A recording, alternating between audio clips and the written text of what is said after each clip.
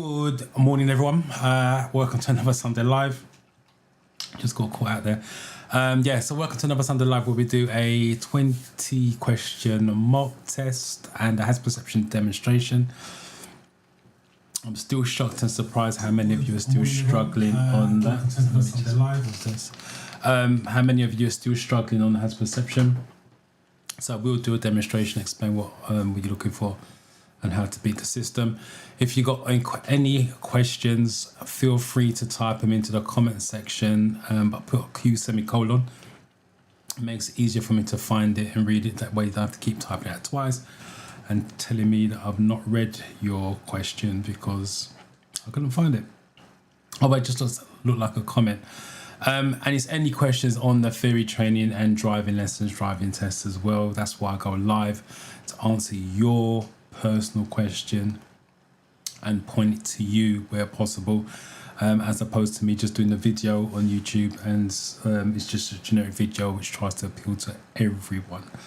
So saying that, let me go to this and get some comments up just to make sure we are going out live. So Wat, good morning to you.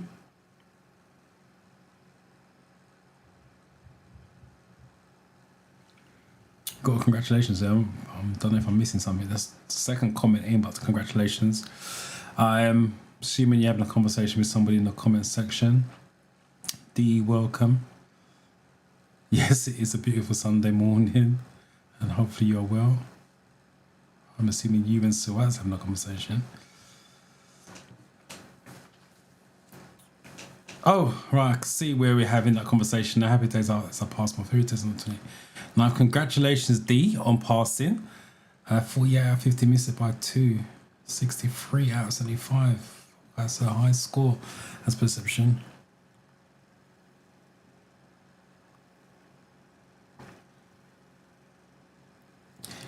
So you missed the clip. 63 is a high score regardless of how you look at it. Anyway, even with missing the clip anyway, so you was more than ready for the test. 48 out of 50, well done. So what are you looking to do now? Book driving lessons if you're not doing it already, and or book a driving test if you are taking lessons. No problem, you're welcome. That's what it's for. You guys to send the information in. Hopefully some of it sticks and you go on to pass it, which you have done. Mini Prime, good morning. Hopefully you're well. You always got a lot to say, but it's welcomed. So I'm not going to knock it, but you've got a lot to say. Now I booked my tests from last week. So you went and booked it, so well done to you. 16th of July, which is next week. Next week, well done. So, because I know you was looking to book it towards the end of July, I think it was, you were saying. Just get on with it. Hopefully it all goes well on the 16th anyway, but if it doesn't, you've got data. As I said to you in the previous weeks, you have the knowledge. The knowledge is not an issue, it's just that you think too deep. And that's the downside when it comes to the theory training and driving lessons. You guys overthink stuff and it's just simple. Keep it simple anyway, for driving lessons and the theory side of it. But I wish you luck with that. Got another Sunday, next Sunday. While you're studying this week, if you've got any questions, any concerns, jot them down. Bring it to the next Sunday session, and then we can send you in that test next week, the week after next. Really confident. So good luck with the studying. Soccer Mad, not seen your name before, so welcome. Passed my theory test on the first game. 49 out of 50, missed it by 1. The magical 50, but well done to you. 66 is a high score as well. Well done. Congratulations again. Thank you for coming to the live session and let me know. It means a lot that you guys come to the live and let me know that you are passing, because it just shows that it's working, and it's just motivation for me to just keep going to help more of you guys pass. So that's what it's about.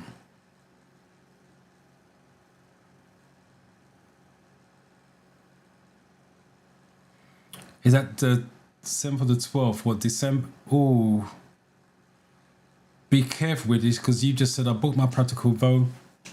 Got a practical test booked already, passed the test. Well done for getting a test booked that quick after passing the theory test. But yeah, you said it's a little far from my area. I need to look for the nearest test centre. You've got to be careful. They changed the rules. Wherever you book the test, you can only change it for the local area. So you've got to be very, very careful with that. So I don't know how close that test was to where you live. For example, I'll give an example of this. If you lived in London, and what happened before all the changes, people was living in London, booked in Scotland because it was easier to get test dates in Scotland, and then they tried to move it by using test cancellation apps to London. That can't happen anymore. It's only in a certain amount of miles radius from the test originally being booked. So like I said, I don't know how far you booked it from where you live, but if it's really far, you're not going to be able to change it to your area. You're going to have to cancel it and look for another date in that side of things. So, and I think it's only the 3 local test centres to the area that you live in. So just take a look into that. Like I said, I don't know how far away you booked it, but take a look into that because the rules have changed. Good morning to you. I've not seen your name before, so welcome to you.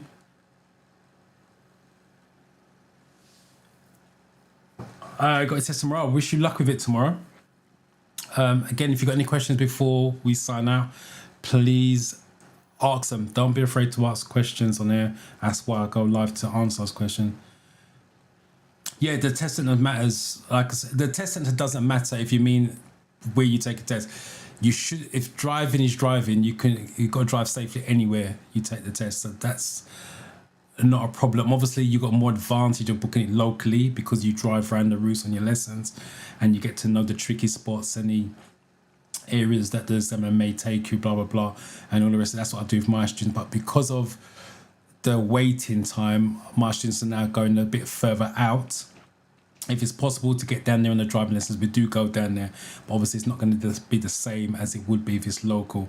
So driving is driving, no matter. But if you're talking about does it matter where you book your test for changing it, yes, it does. As I said, the rules have changed. So just do some research on that.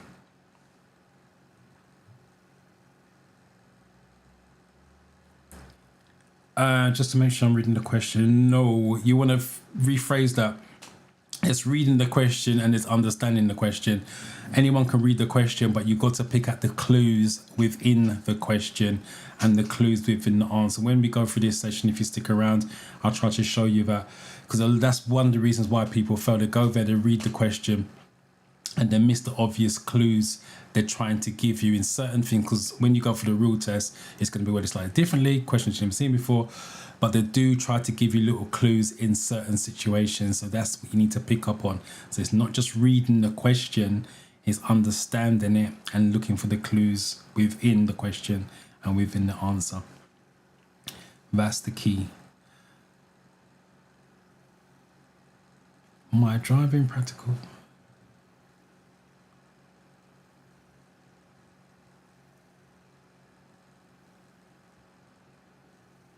That's fine. You still got past the theory test before you can go any further.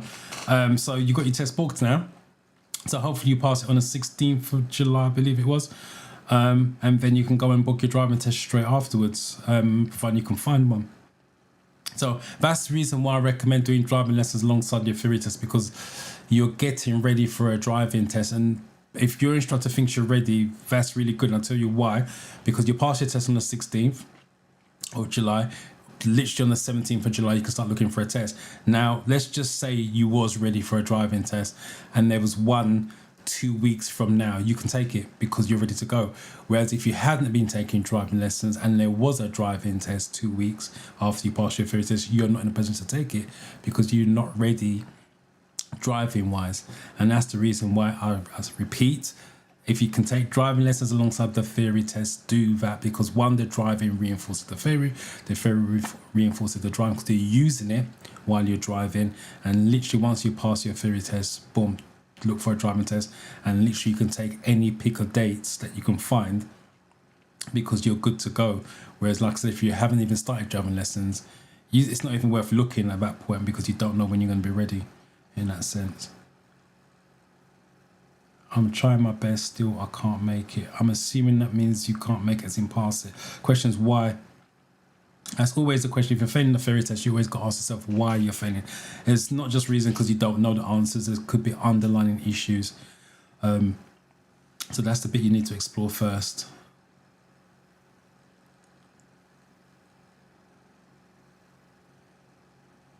I don't think they're talking about the theory test. You can book your theory test anywhere. That's not an issue. It's the driving test you don't want to book really far away because you can't change it to a local test center anymore.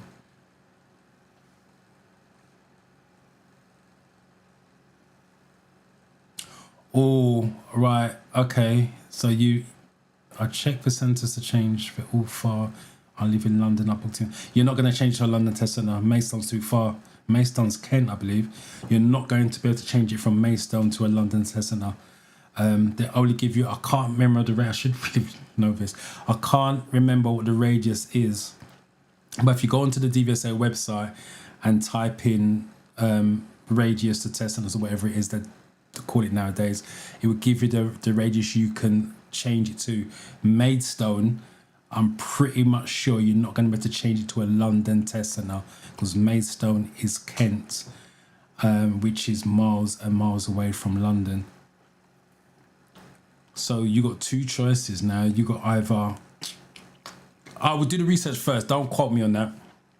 It's really bad. I've not kept up with the government changes with the driving tests because at the end of the day, I just stick with my pupils. So I know what I need to do with my pupils, but I should do some research on this myself. But anyway, the point I'm making is do your research if you booked in Maystone and see which centres you can change it to.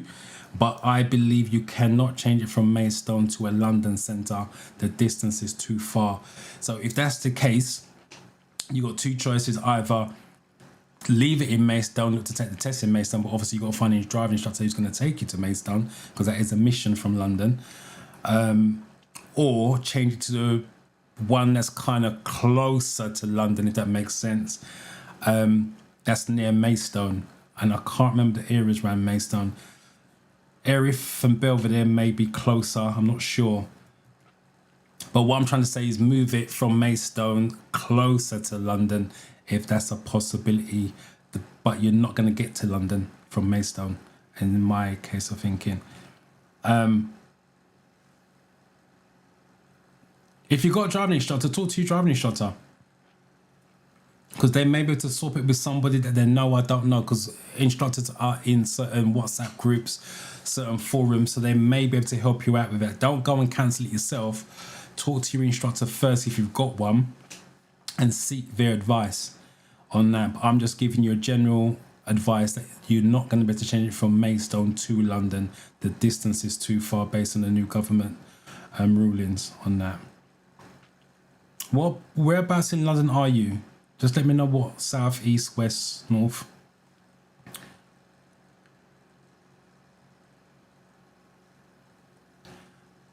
Yeah, I had a good week, to be fair. I started off badly because I had a funeral on Monday, family funeral, uncle died.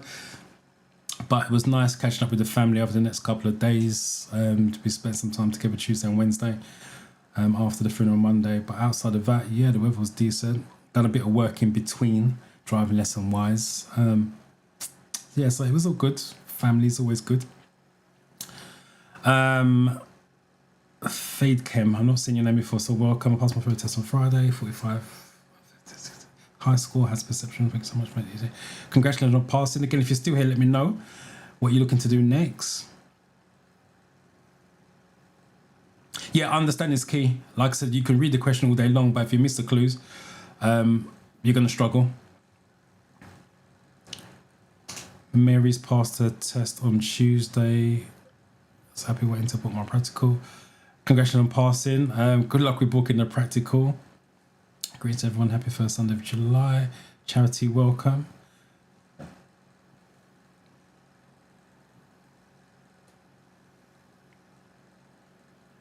I'm missing something here with that conversation. 9th of July next. This is this week, right? 9th of July, 6 tomorrow. I wish you luck. Again, if you've got any question, I need all the help I can on signs. You've got to ask yourself why you're struggling with signs, considering it's broken down into shapes, colours. So you've got to ask yourself why. And also, with everyone says like signs, you're not going to get 8 questions. You're not going to get 8 road signs questions wrong. So you're not going to get 8 road sign questions. The theory is not going to throw up 8 questions from one category. So as much as you're struggling with road signs, you're not going to get 8 that's going to cause you to fail. It's going to be a combination of the other categories as well. Not to say that you want to go in there not knowing your road signs, but my point is you're not going to fail on 8 road signs. If you're trying to understand what I'm trying to say, it's 50. It's 50 questions. You're aiming for 50 out of 50. You need 43 to pass, which means you can get 7 questions wrong. They're not going to give you 7 road signs, is the point I'm trying to make. So you're not going to fail on road signs. So if you didn't know any road signs, but you knew every other category, all 13 other categories, you're going to pass all day long. If you're going to fail, it's going to be a combination of the categories. So I wouldn't freak out about road signs, but go back to the original statement, ask yourself why you're struggling with road signs, considering it's done with colour and shapes. And then once you break it down like that, it becomes a lot easier to understand, because once you know what the shape is, you've got an idea what they're asking. But if you don't know what the shape means, then you're going to struggle all day long. Mary, you're welcome. Right, okay. Okay, I have a look. I live in Southwest Croydon. Southwest Croydon would be, is it, I can't remember, South Wickham? Is it South Wickham Test Centre? I'm not sure how far Maidstone is from Croydon, but that's a mission, though. West Wickham, not South Wickham, West Wickham Test Centre. It's Croydon. I think you got another one in Croydon as well. I'm not 100% sure. But you're not going to be changing from Maidstone to Croydon. But anyway, check. That's the only thing I can say. Don't take my advice on that. Check. Do your research on that. But don't cancel it. If you've got a driving instructor, don't go and cancel it once you do your research. Talk to your instructor, because they're in a better position to guide you. Because I don't know what forums they're in, whether they do go then that far that they can swap it with somebody else for local.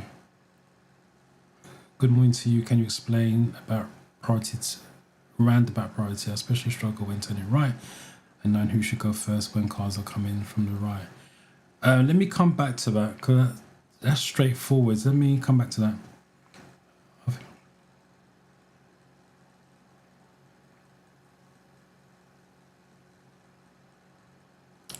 I think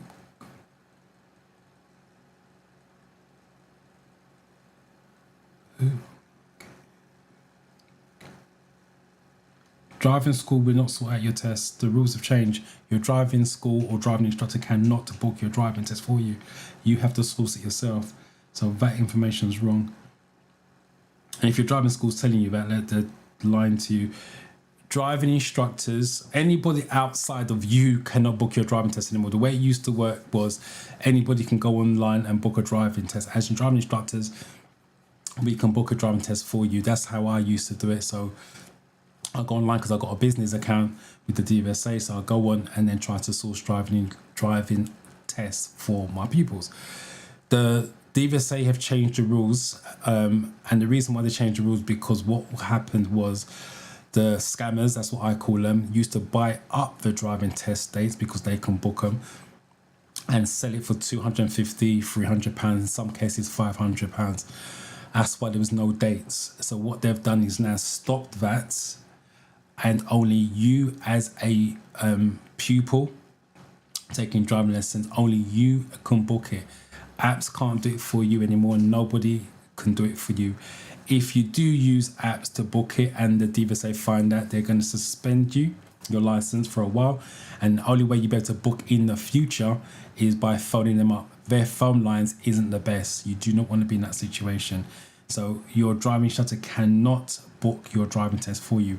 Even if they got a test, they can swap it. Similar to what I was saying to D, if your instructor's got someone they can swap it with, he has to get one of you guys, you or the other student, to phone up and swap it. He cannot phone up on your behalf in terms of doing that. So that information is incorrect.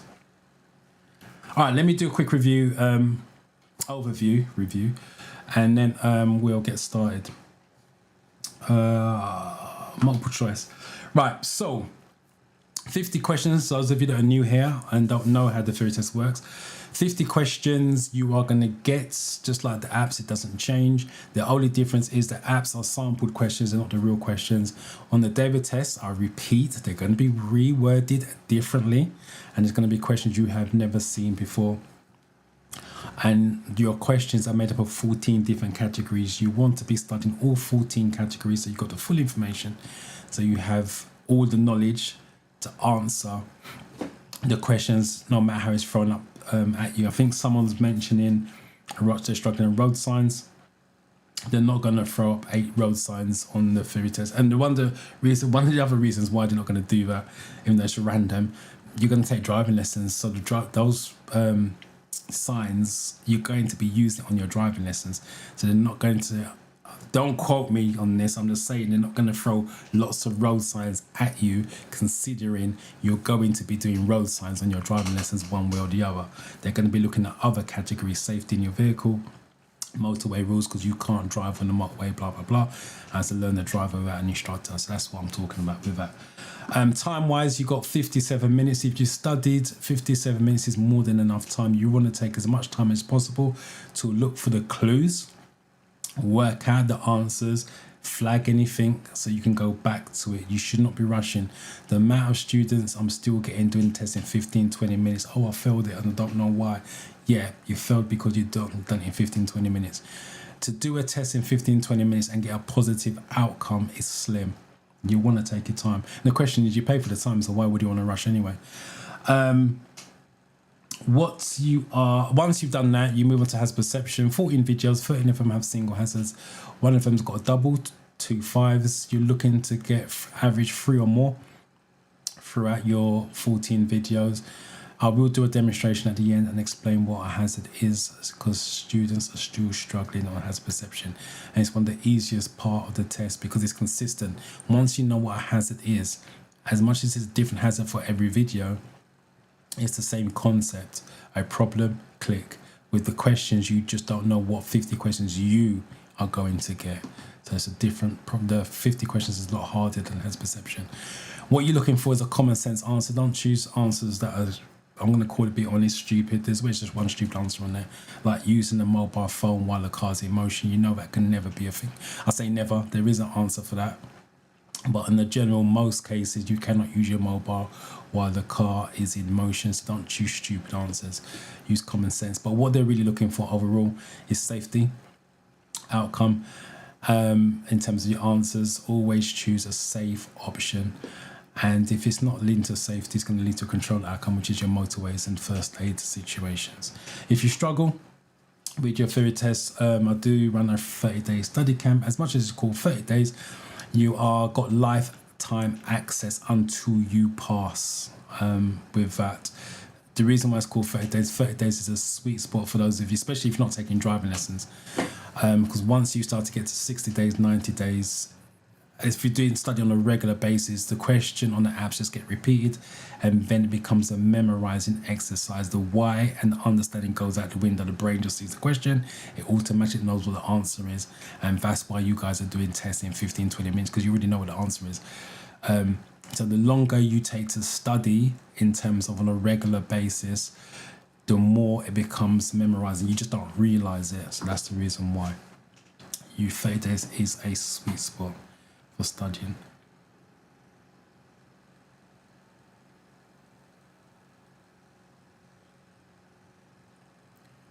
I cannot book a driving test. No, you have to book it yourself. Your instructor should have told you. Your instructor cannot book it for you. They can tell you when you're ready for it, roughly. So, for example, they can say to you, right, look to book a driving test round about the August date, because you said you're not too far from your driving wise. You said you're almost ready, so you've got to pass your theory test first. So once you pass, your instructor can say, yeah, look for a test around about August, September. You have to go and source it. Your instructor cannot book it for you, and they can't find one and tell you about it because you only got 15 minutes. So once you see a day and you click on it, you've got 15 minutes to do the completion, book it, pay for it, blah blah blah. Otherwise it goes back into the ring, so to speak. So only you can book a driving test, not your instructor or anybody other than you. Keep it simple. Christian, good morning to you. Third try, which is average 3.3 attempts to pass the theory test. So your average 47 out of 50 and has a 62 again, high score. Well done. Thank you for coming to the live and let me know how you got on. Appreciate it. I expires 47, 53, 63 out of.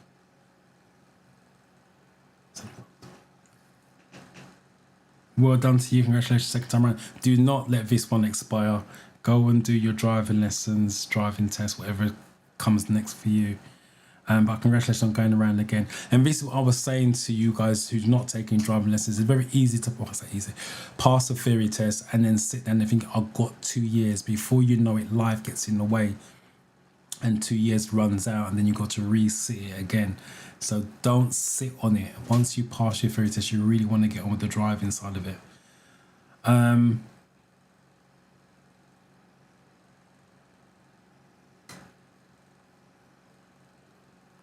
I would think that has perception before it's still difficult.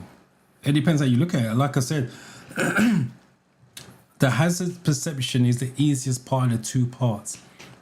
The hardest part is the 50 questions. And this is the same way I break it down in driving lessons. The hardest part on the driving test is the driving, because you're driving for a lot longer than you are reversing. The reversing, if you break it down, you got, on the driving test, treat it as 2 parts. You got the driving side of it, obviously going forwards, and then you got reversing where you get 1 maneuver. The 1 maneuver that I explained to my students is your hazard perception. You only get 1 go only. You have to pass that as well. And then obviously the driving for a lot longer, you got to pass the driving. Once you know what reversing is, you keep it simple, keep it slow, blah, blah, blah. I won't go into too much detail with that, but you keep it very simple. Hazard perception is the same. Once you know what a hazard is, you just click on it, because a hazard is a problem that causes you to slow down, change direction. So whatever the video shows you a problem, it's going to cause you to slow down, change direction, you click. It's the same for any video, whether it's an animal, car pulling out, zebra crossing, traffic lights, click. It's the same thing across all 14 videos. Now the 50 questions is the hard part, because you don't know what 50 questions you are going to get. That's why I'm saying that. So the understanding of the hazard perception, what the problem is, why you're clicking on it, done. 2-click method, easy. Our questions we practice for in one same questions we might encounter the theory test. They're similar, they're not the same. They're going to be worded differently, and they're going to be sample questions with that.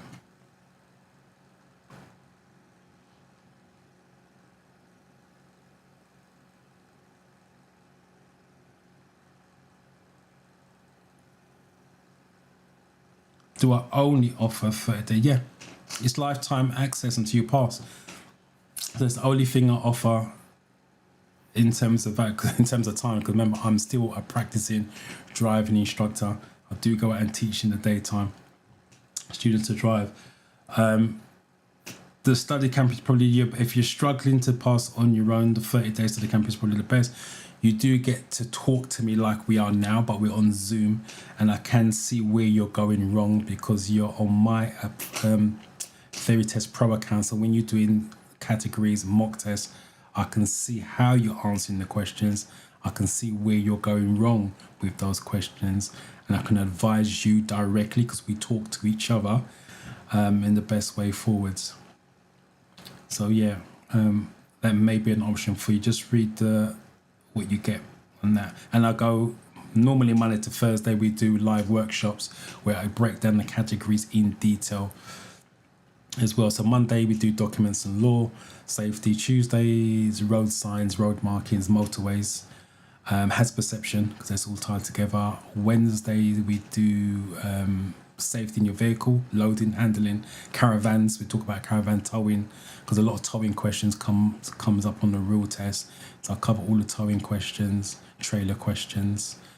And Thursday we just do a quick mock test of the questions that often mostly got wrong on the real test, just to make sure you don't make any silly mistakes. And then you've got your live sessions on a Wednesday and Sunday at 1 o'clock. So and you've got email support as well. So if you are struggling, you can reach out via email. And as I said, you've got access onto your pass. So it takes you 4 or 5, hopefully it doesn't take you that long, but it takes you 4 or 5 attempts, 1 fee, and you're in there until you pass. Right, let's start this mock test first because that's why you're here. Share screen with you. So those of you that are new, let's do this. Read the question. So number 1. Where may you use hazard warning lights while you're driving? So please put the question number when you answer. So number 1, if you think it's A, this is A, this is B. So A and B on the top line for those of you that are new. C and D is on the bottom line. So if you think it's A, please put 1A, and I can show it on screen because there's a delay between me and YouTube and you and YouTube. So I always want to make sure we're in the same question number when it is shown. Remember, if you've got questions, type them in. That's why I go live, to answer your personal questions and put you on the straight and narrow like other people booking a driving test. Those type of things you should know about. Obviously the DVSA is not promoting it well if you don't know that you're the only one who can book a driving test, stuff like that. So I will answer any questions theory related or driving related.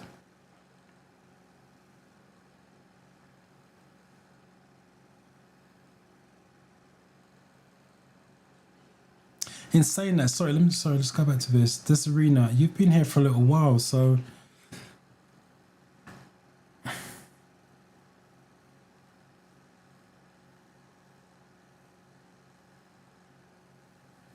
hope you're doing well. I'll come to the conclusion now. You've been here for a little while on the lives. Send me an email and tell me what you're struggling with. If you've taken a test, I don't know how many tests you've taken, if you have taken any. Because you've come to the conclusion, so that suggests to me that you've taken quite a few and obviously failed it. If you have taken it, this is what I want you to do. Send me an email. The email address is info@drivingtheoryuk.com, and send me if you've taken a couple of theory tests, send me the last 2 screenshots the last 2 tests that you've taken, so I can analyse that and then see where you're going wrong. I can't obviously give you detail because I don't know what questions you've got. But do that for me because you've been here for a while. So if you've come to that conclusion, you are struggling. So send me the 2 shots of the test that you've taken, if you have taken more than 2. So I can see if there's a pattern. And send me an email to tell me why you're struggling, what you're struggling with. Maybe I can give you a bit of advice. But yeah, 30-day study camp is probably the way forward because, like I said, I can communicate with you on the Zoom session on a regular basis as well, and give you the motivation while you're there as well. This is just live.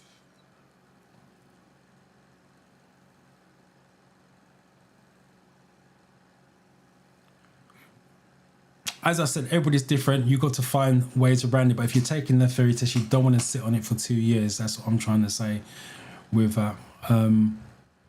Because it runs out. Then obviously you've got to restudy. And every couple of years they revamp it. So it's going to be slightly harder, especially the driving tests are getting harder and harder as well. So you're waiting long. And especially if they're looking to bring in where you pass the theory test but you can't book a driving test straight away. You have to wait a certain amount of time. How much that time is, they haven't suggested. So it's only going to get harder. The time to pass is now and get it over and done with. I've not seen your name before, so April Hen. Welcome to the live, by the way. Good morning to you. All right, so let me find the ones.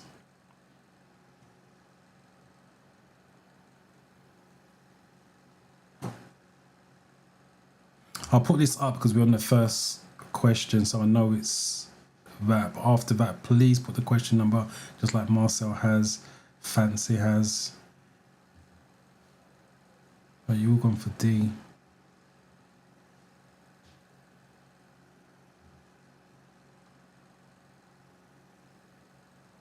So here we go, look. Passed in 2024, couldn't do the practice, it expired. What to do? I'm assuming that's I want to do it again now. Get it over and done with.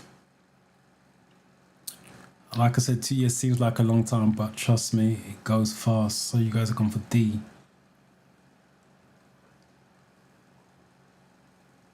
And this is what I was talking about. Forgot who it was.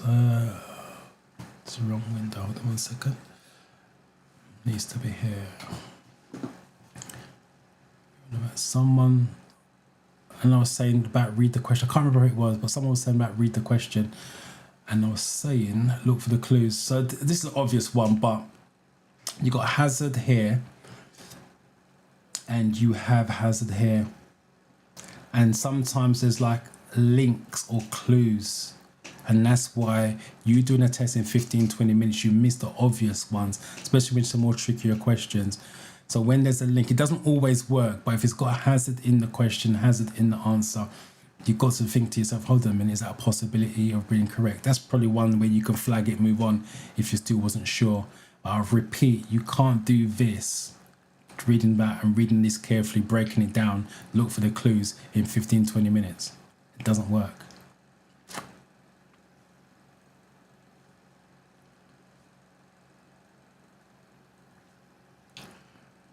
Number 2, where should you park your vehicle at night?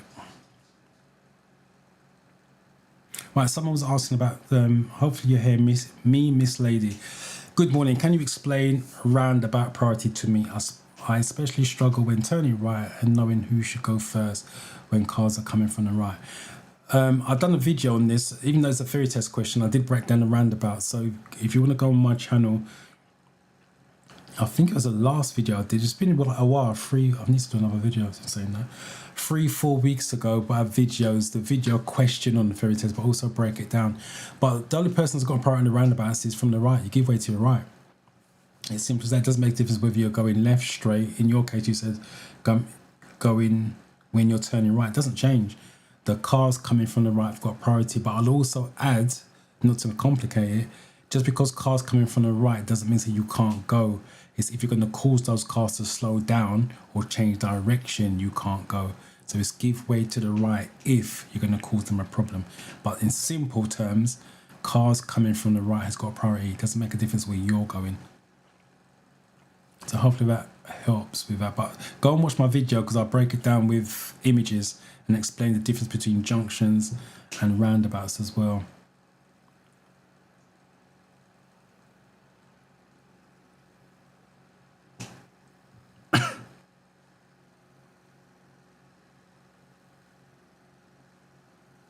Cynthia, follow your videos low key. Congratulations on passing. Thank you for coming to the live and let me know. I'm going to start driving lessons. I wish you luck with your driving practice as well. Nope. That's the question. You can't use apps anymore. If you can, the apps are still out there taking your money. If you get caught by the DVSA, because they are checking when your test is booked, who's it booked by. If they find that your test is being booked by any other person than you, they will cancel your test, so you lost your money. They're going to, I won't say suspend your license, they're going to withhold your license, which means you can't book another driving test for a period of time. And then when you go to book a driving test, when the license opens again for you to book a driving test, you have to ring in on the phone, and their phone lines aren't the best, as in the waiting time is really long. So do not use third-party apps or get anyone else to book your driving test other than yourself. Like I said, they are promoting this. Obviously, if you guys still don't know that, they're not promoting it too well.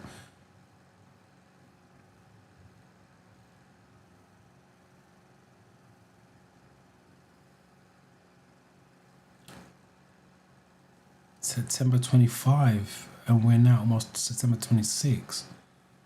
A few months away. That's a long time waiting. Obviously, there's reasons why I wouldn't wait. Once you fail a driving test, you've got data. Just go and book another, unless it was a disaster test, go and book another one.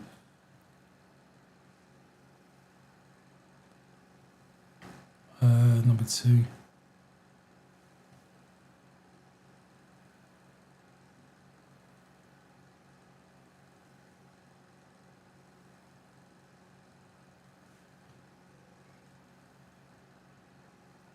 failing a test, theory test or driving test, especially driving test, is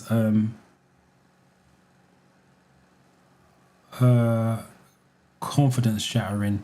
But see it as a positive where you're taking a test, you've got the experience of the taking a test. You now know what you need to work on. Just makes you stronger for the second time round.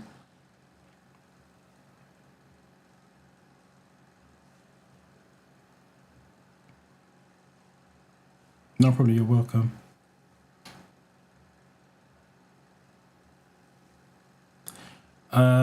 To a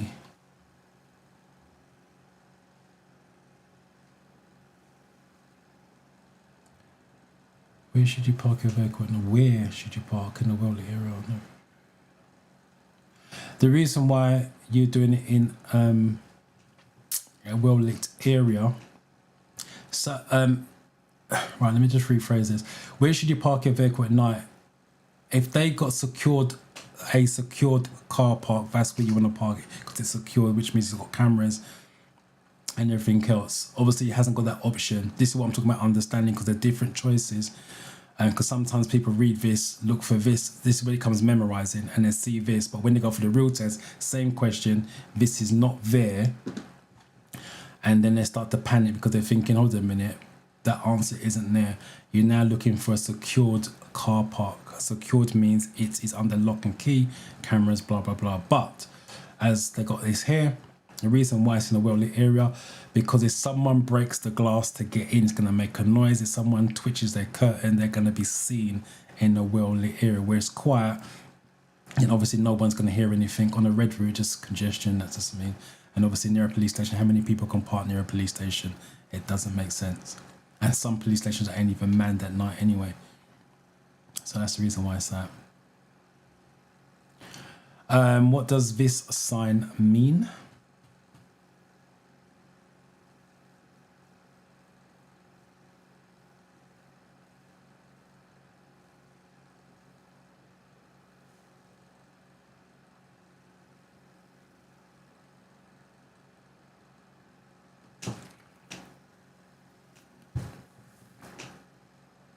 I'm assuming you guys are having a conversation. Right, let's take a look at these comments. Let's get these done. I've seen that you have done one-to-one sessions with people or students for their driving lessons.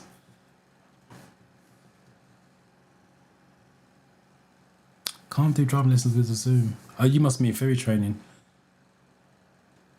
No, that was something that was years ago where I was helping students live on camera who went to come on camera, who was struggling, and that was live on camera, and then put out as videos on YouTube. I don't do that. I ain't got the time. I ain't got to do that. Don't do that anymore. That's why I do the 30-day study camp, because when we go live in the Zoom sessions, it's a group session. Because believe it or not, as much as you guys think it's only you making the mistakes, you're all making the same mistakes. You all say the same thing, all getting the same or similar questions wrong. So when I do it in a group environment, you learn from each other, believe it or not. So if one person says something, yeah, I say that, I think that, I do that, same mistake. So I'm saying one thing that covers 14 students or whatever it is that turn up to the Zoom sessions, whereas me saying it 14 different times, if that makes sense. So it's as a group session, you learn from each other's mistakes because you're all making the same mistake.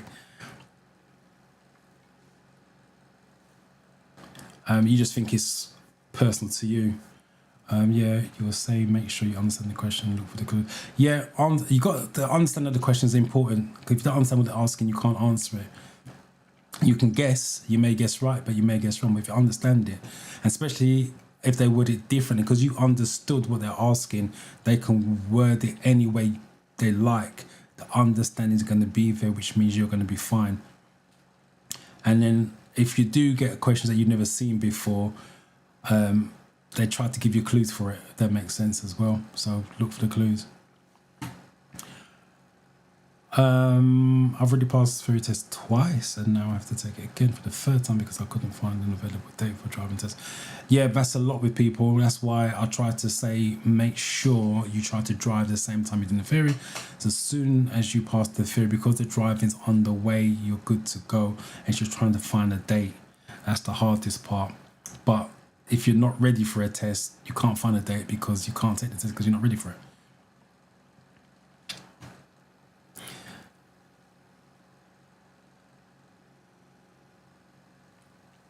Would you not be able to take the driving test anyway without doing the theory test? You can do it within 2 years. No, you can't. You've got to take the theory test first. You have to understand the rules of the road. They're not going to let you on the road without the rules of the road to take a driving test. So that's the reason why you pass the theory test first. You can take driving lessons without picking up a theory test, because your driving instructors are going to keep you safe. But you can't book a driving test without the knowledge. That's why you guys go to college and uni, to learn that knowledge to go into the profession of the category you're studying in. You can't go into the profession and then do the studying after the event. That makes no sense. Even with work experience, you get to studying first and then do the work experience alongside the studying. You got to pass the theory test first to take a driving test. You don't have to pass the theory test first to take driving lessons, because your instructor will fill in the gaps on the driving lessons. But for a driving test, let me explain what a driving test is, just in case you guys don't realise. The driving test is the first time you drive on your own on the day. Yeah, a lot of people think you drive on your own for the first time when you pass your driving test. In the true sense of the word, you're in the car on your own after you've passed your driving test. But the first time you drive on your own is the day of the driving test. The examiner does not help you. So if you don't know what the rules are, you can't apply it. So I repeat, the first time you drive on your own with no help whatsoever is the day of the driving test. So your knowledge needs to be strong so you can apply it. That's the reason why. Number 3.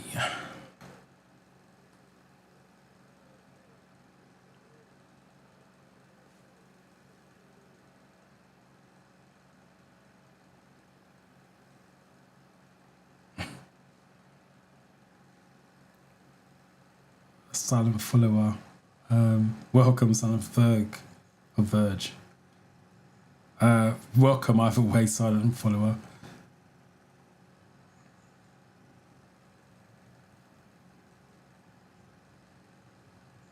Some of you still not putting the question number, so I don't know if you're talking about this one. 3B.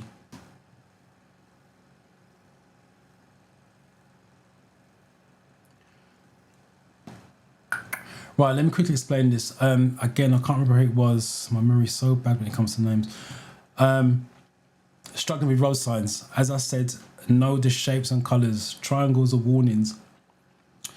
So if you break it down, and this is why you understand shapes and colours, you got no...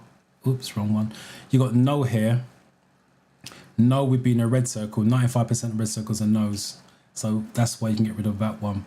Pedestrian zone, no vehicles. That would be more square. Square source of information. School crossing ahead. Is that sign for school crossing? Either way, it's not going to be better. School crossing would be amber. And zebra crossing, triangles are warning, so it's warning zebra crossing ahead. I'll also add, with this image, they can put any of the crossings that you guys should study. Your puffins, your pelicans, toucans, or on the day of the rule test, they can put pedestrian crossings, do it collectively. So as much as they're showing this is what they've gone with on the rule test. I repeat, it could be collective as pedestrian crossings, or it can be the individual crossings that you should study. Puffins, pelicans, that type of thing.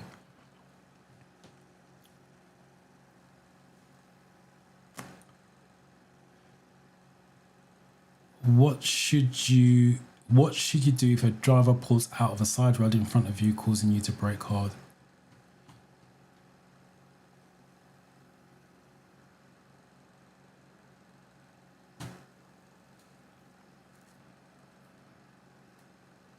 Kevin, welcome. Just like to say thanks for your help on my theory test. A lot. That means you passed. Either way, thanks for coming to the live and let me know. I've not seen your name before, so welcome. And hopefully, if that's a pass, congratulations.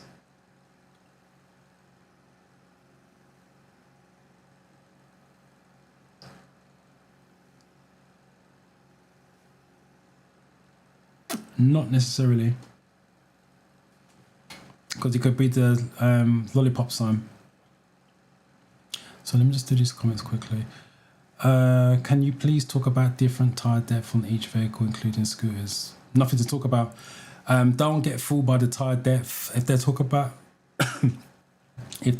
about tyre depth for any vehicle, it's 1.6 legal requirement. Doesn't make a difference whether it's cars, caravans. You got scooters here. What's the other one? Trailers, motorbikes. It's 1.6 millimeter tread depth. No cuts, bulges, rips or tears on tyre wall is the full answer. Tread depth for 1.6 millimeters. No cuts, bulges, rips or tears on the tyre wall is the full answer. But the tyres are relevant. It's always going to be 1.6. Can I swap with someone and how is it being done? Yes, you can swap it with someone. One of you will have to get the details of the other person. So which is their reference number, their license number, and I'm not sure if they've got a security password, but you need to get their information and then one of you phone up. It has to be done on phone, and then the person on the phone will ask you the details and they can swap it that way. So it can be swapped between students, but you need the details of the other student in details. That makes sense. Yes, you can swap it.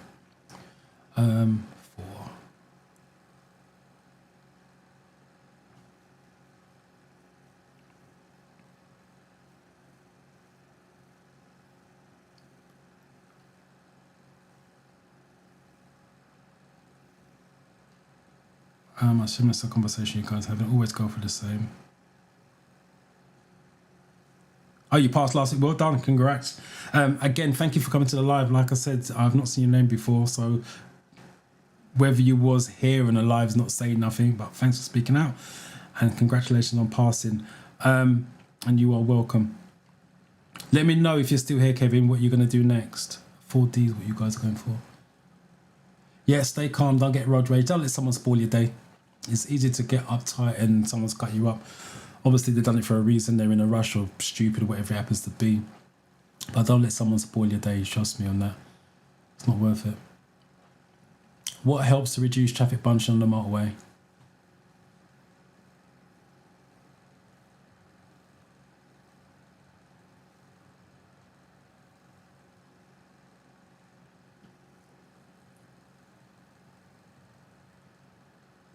Sorry, let me just go back to this. That's why it's worth, if you've got an instructor, talk to your instructor. You may have booked a date, it's not suitable. Don't go around cancelling dates just because you can't swap it or whatever it is, because you're throwing it back into the ring, someone's going to get it. You got nothing to play around with. If you've got a test day, regardless of where it is, someone booked one in Maidstone, which is not local, it's a bargaining tool. And what I mean by that is you can swap it with somebody else. That's why it's worth talking to your instructor, because instructors are on WhatsApp groups, they're on forums, test swap groups, Facebook groups, so they may be able to swap it with somebody else. If you haven't got a date, there's nothing to bargain with, so never throw your test date back in the hat unless it's you've sourced out every alternative. Talk to your instructor because they will know more than you. They'll have more opportunities than you. So let me just clarify that. If you don't feel like you're on your own, your instructor should be able to help you and guide you along the way. As much as we teach you to drive, we can advise you to negotiate the theory test route and the driving test route as well. Number 5. If your instructor's not helping you with all of that, then ask yourself why. Okay, it is in their, got to see here. First, it's in their best interest to help you out as much as possible. D. Yeah, variable speed limits. They can change the speed limit live while you're driving, so they can reduce it from 70 down to 50 miles an hour. Someone went for C. National speed limits don't control traffic bunches. Sets. National speed limit is set to 70 or 60 or 30 miles an hour. Variable speed limits means they can change it. What does this sign mean? Let me get this out of the way so you guys can see. Options.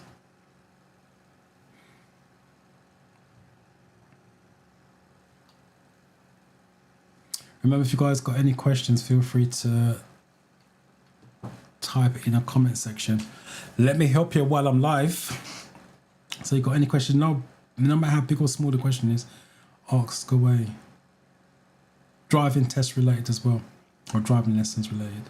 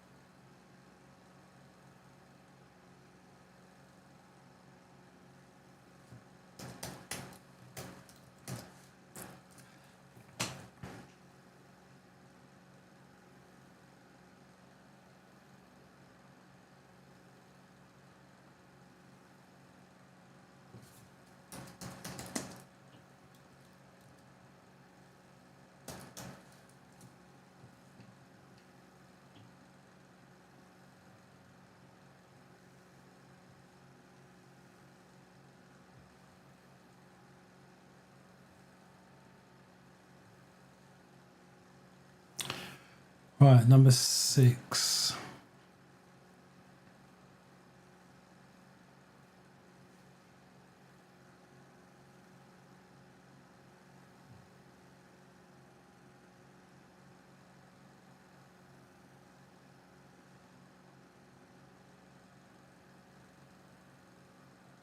Why did you guys go for D? End of 20 miles an hour.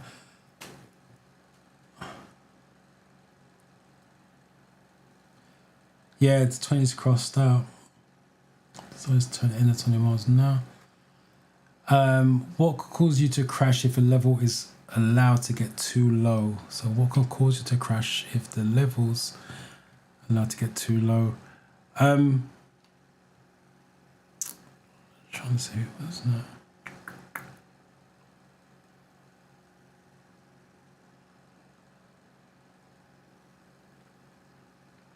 I think it was D. I just done a quick Google search. Maidstone to Croydon is 59 miles, I think it was, on this Google search. I'm sure the DVSA's mile radius is less than that. I can't remember how much miles it is. And to West Wickham, from Maidstone to West Wickham, it's about 30 odd something miles. So I'm not 100% sure you're going to be able to change Maidstone to a London test centre. So like I said, that's something you're going to really need to discuss with your instructor and see what's the best way forward with that.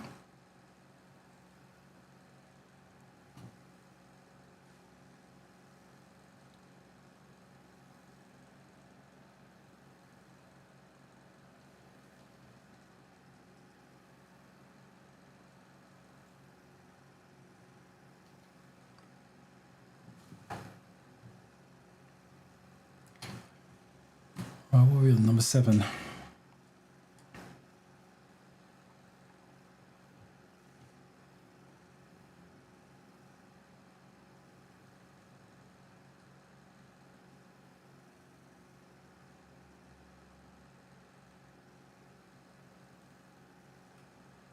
I wouldn't, like I said, talk to your instructor. I wouldn't do that. You got that bargaining tool. Once you throw it back, you've got nothing to bargain with. Talk to your instructor first before doing that. That's the last resort. C is what you guys are going for. Yeah, brake fluid. All you got to do is turn around. What would cause you to crash? What stops you from crashing is the thing you want to be saying here. Again, it's about breaking it down. So what causes you to crash? The brake, if you don't use it in the right manner. So if you haven't got enough brake fluid in there, you're not stopping anytime soon. So that's the reason why it's that. Okay, let me get rid of this so you guys can see. What does it mean if this light comes on while you're driving?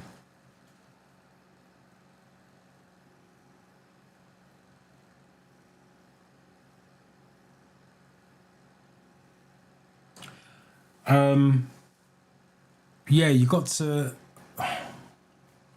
You're hiring your instructor's car.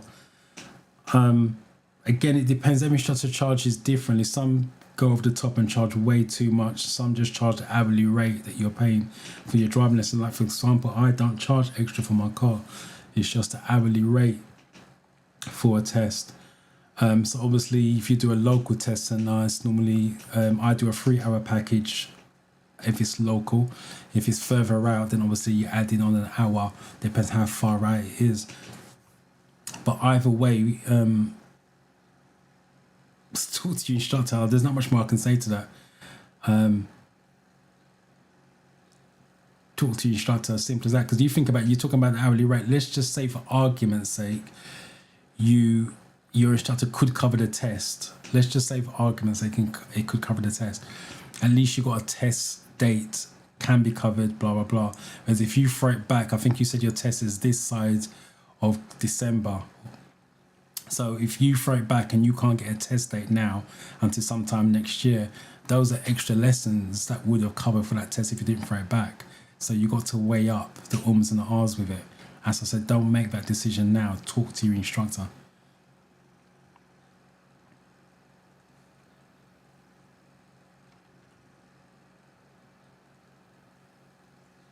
I've got A here.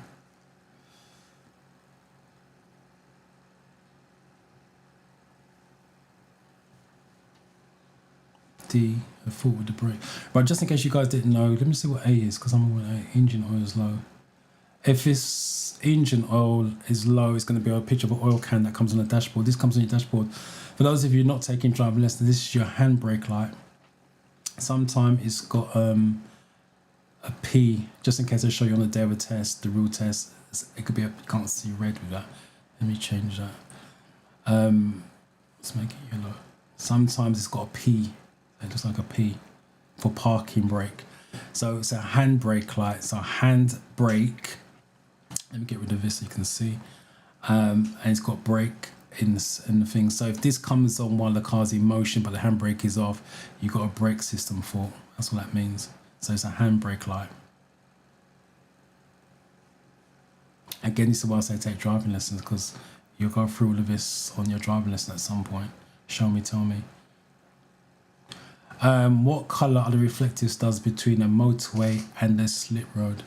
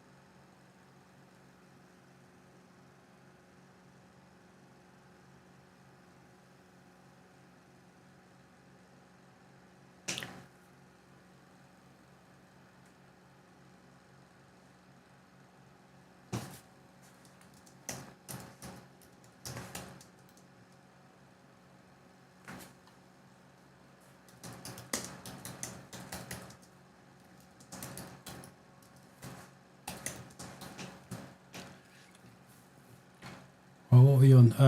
Number 9, blind to the bat. Right.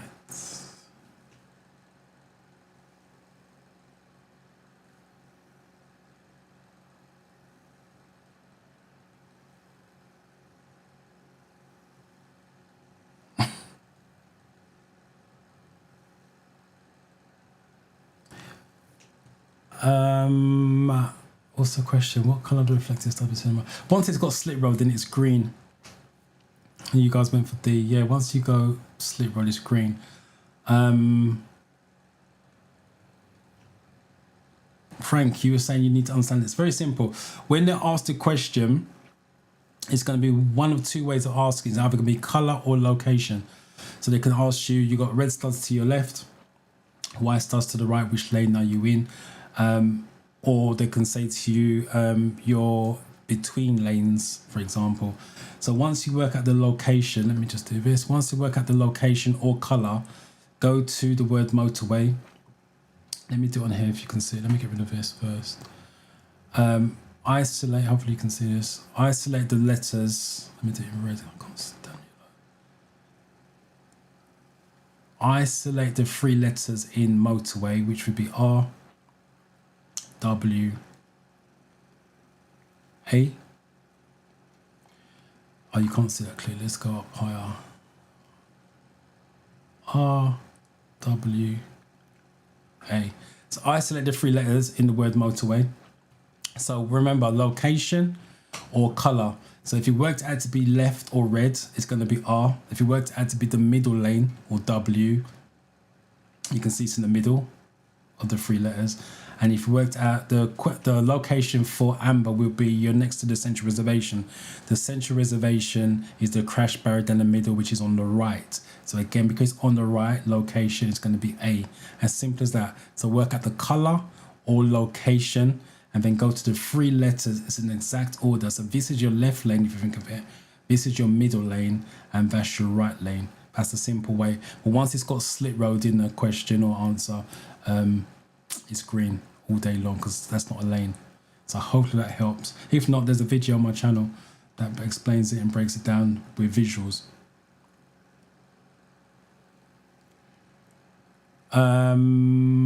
Which sign means that a national speed limit applies.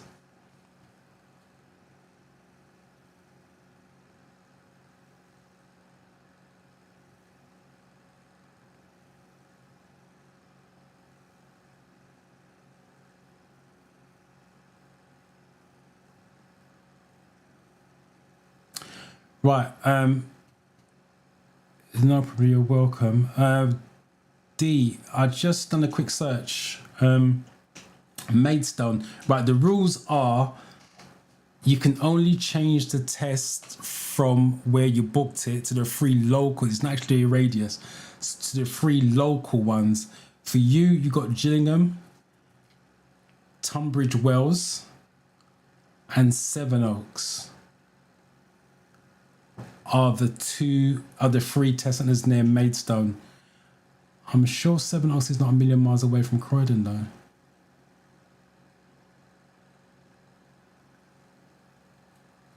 So maybe change to Sevenoaks is your best bet on that one. Let me come back to that. Let me do this. So it's the three local test centres. It's not actually a mile radius. It's the three local test centres that you can change it to. Number 10, national speed limit. That's D all day long.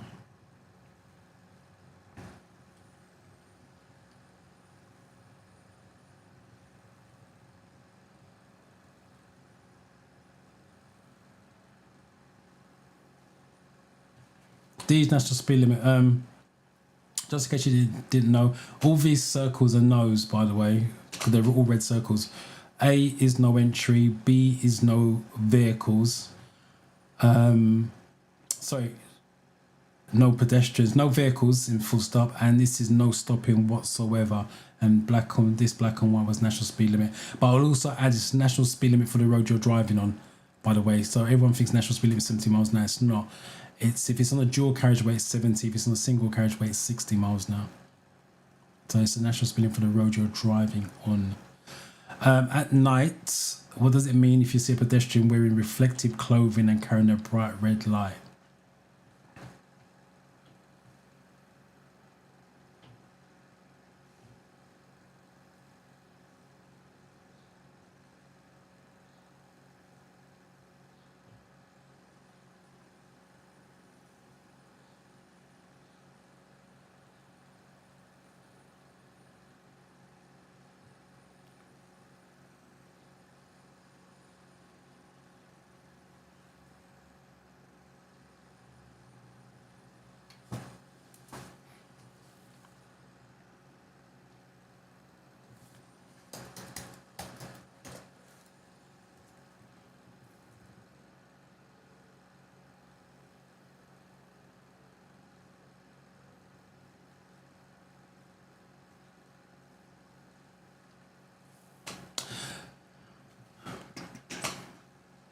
Seven Oaks.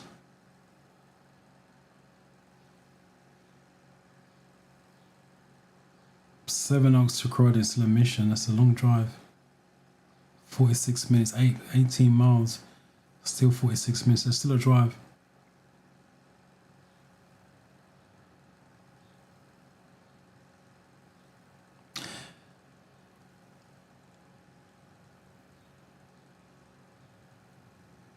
Yeah, West Wickham is your nearest one to Croydon.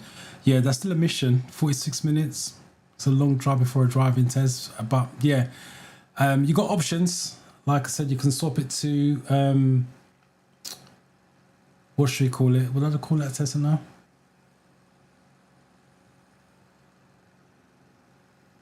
What's that one just now? Seven Oaks. So you can switch it to Seven Oaks if you could, and if your instructor is willing to drive you down there. But like I said, talk to your instructor, and that will give you all your options, and then you can decide on what you want to do next. I wish you luck with that though. But don't hand it back about talking to your instructor. Definitely don't do that. Yeah, Seven Oaks is closer, but it's still a 46-minute drive. And that's a lot of driving to do before a driving test, but it's doable, but you got to stop it first.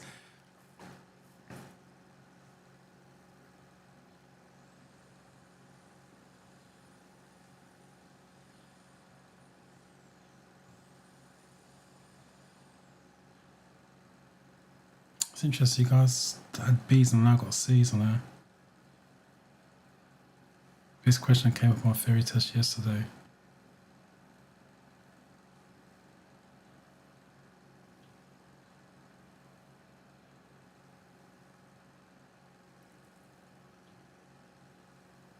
Good morning, Agnes.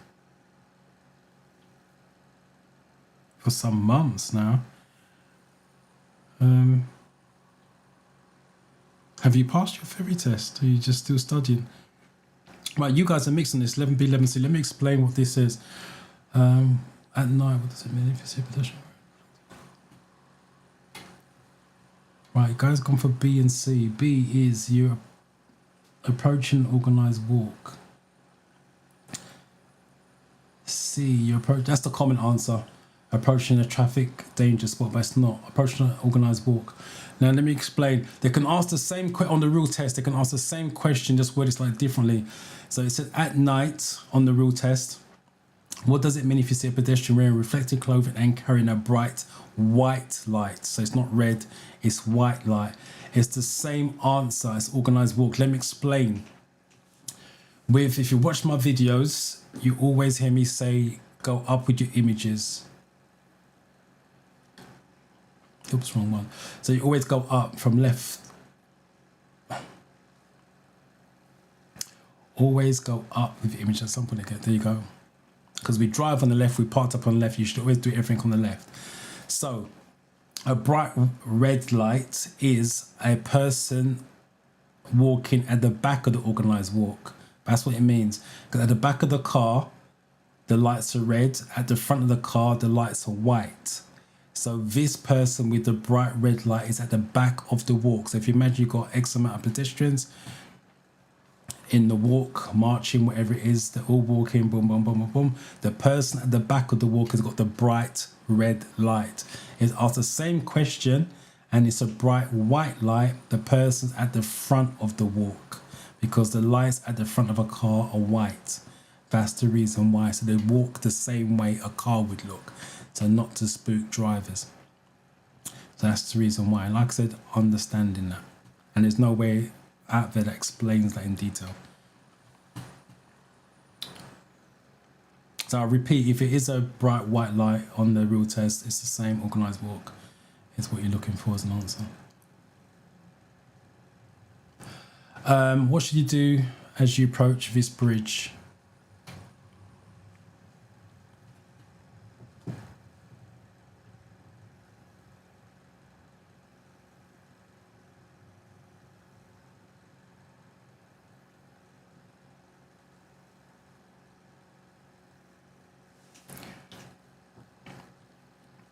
How many times is many is what I would ask. And secondly, why do you think you keep failing would be the second question.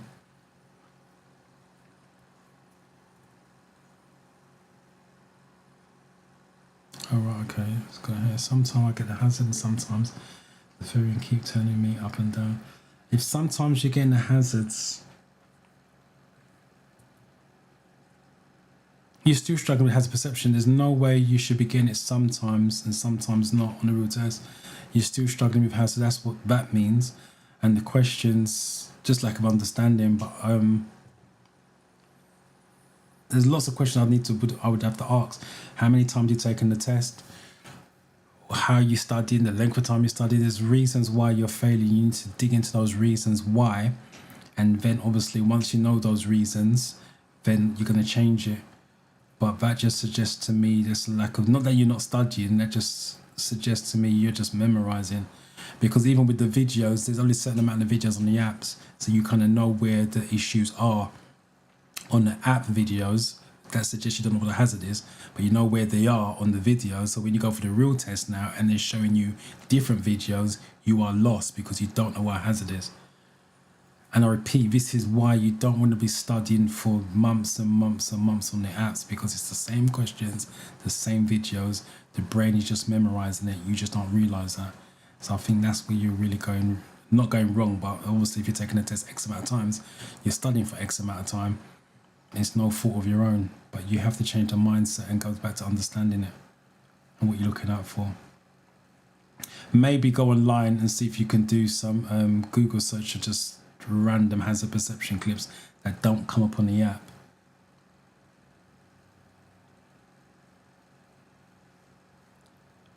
D.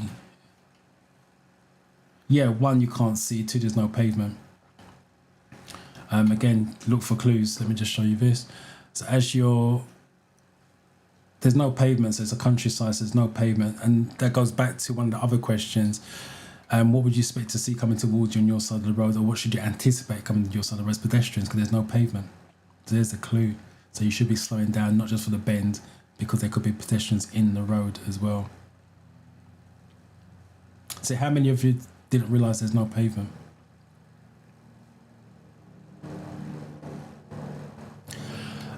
What does this traffic sign mean? There's a lot of road signs today. What does this traffic sign mean? Let me get rid of this so you can see.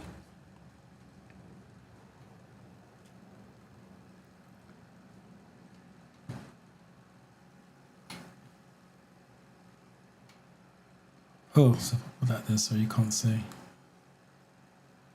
Come back to that. Practical test booked for December 8th, 11:21. Have 5 months to get ready. Start my 2-hour week lessons from tomorrow morning. Can't wait.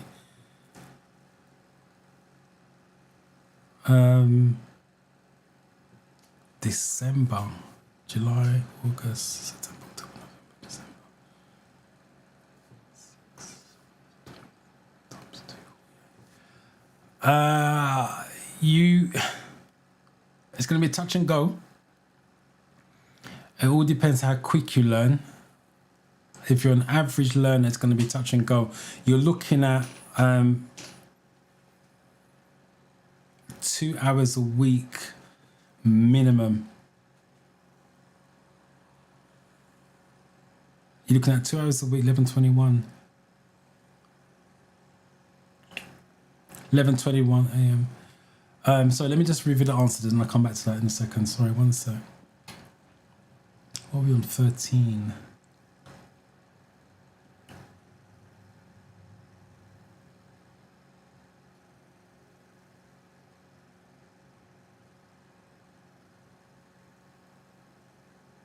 Well, some of you gone for B, some of you gone for D.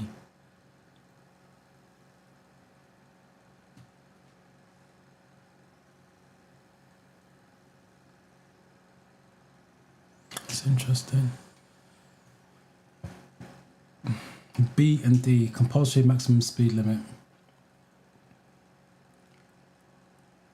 What was the other one? D, advisory. Advisory is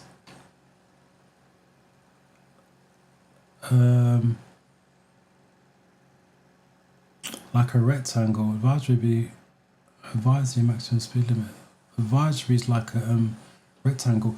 It's a red circle. It's an order. Again, this is why you need to know the colours and shapes.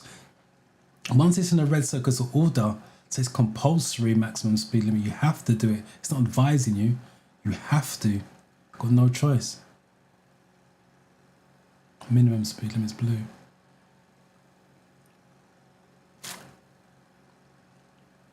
Don't let that yellow colour on the outside. Just go for what's inside. Red circle, orders, boom. You must do or must not do more than 50 miles an hour. Whatever way you want to look at it. Other than direction indicators, how can you give signals to other road users? Right, so now let me see if I can put this back on screen. Right, so you got your test booked. So well done to you. 5 months. You said you're just starting. If you've got no driving experience, because you said starting, it's going to be touch and go. But like I said, I don't know how quick you learn. I don't know if you're going to do 2 hours minimum every single week. It's doable. It's no doubt about it. But just make sure you don't miss any weeks where possible. If you do miss weeks, try to make it up by doing the hours you missed in the same week. With that, but keep me informed. It'd be nice to know that you take it on the 8th and pass it. 11:21 is a decent time as well, after the school rush, but before lunch.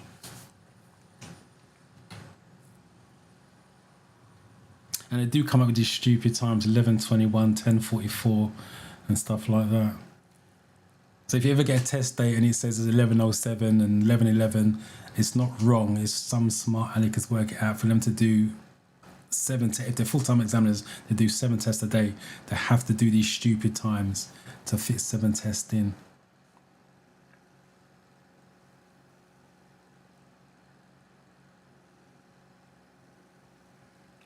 If he's got no driving experience, 5 months is more than is like I said, touch and go. If you've got driving experience and quite a lot of driving experience, it is a long time away. But like I said, I don't know what driving experience he's got. 5 months to someone seems like not a lot of time. 5 months to someone else seems like a long time. It all goes down to, because we all learn differently. Some people learn slowly, some people learn quickly. So it all depends on what type of learner he is and what experience he's got. Because remember, you're not just learning how to drive a car, you're learning to control your emotions, because when you get behind that wheel as a learner driver, you panic and freak out what's in front of you, and you panic and freak out what's behind you. So it's dealing with emotions.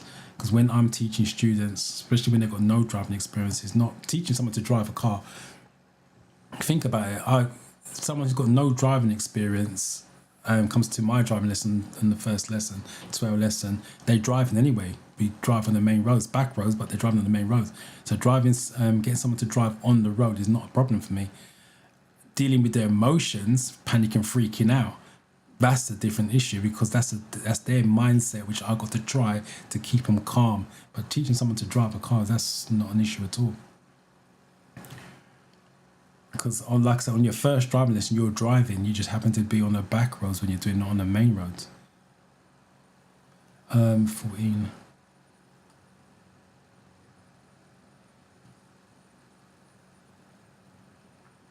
It's the fear that you guys have of crashing and messing up and all sorts. Which you shouldn't have, by the way. Brake lights at the back of a car. Okay, let me explain this, because some of you, I'm not sure. You got C as an answer. Brake lights, there's only 3 indicators on the car. Or signals on the car, is a better way of doing it. Indicators turn left, indicators turn right, and brake lights. Brake lights tells people you're slowing down. So every time you squeeze the brakes, the lights at the back come on, which are red, just in case you didn't know. And when I'm teaching my students, I always say to them, if in doubt, a driver that has perception, driving on the road, you see a problem, click, check mirrors first, always check mirrors first, and then use the brake. The brake gives you thinking time, because it slows the car down. You now got more time to worry about or be concerned what's going in front of you. Never try to work out a problem at the same speed you're driving at, because the brain is going to freak out. Got a problem in front, has perception, check your mirror first, always check mirrors first, then use the brake to slow down. Now you've got more time to think and plan what comes next. And if you still can't work it out what to do next, you're slowing down anyway, so stopping is not going to be a problem. So brake lights gives you thinking time. You're on a road that's only wide enough for one vehicle. What should you do if a car is coming towards you?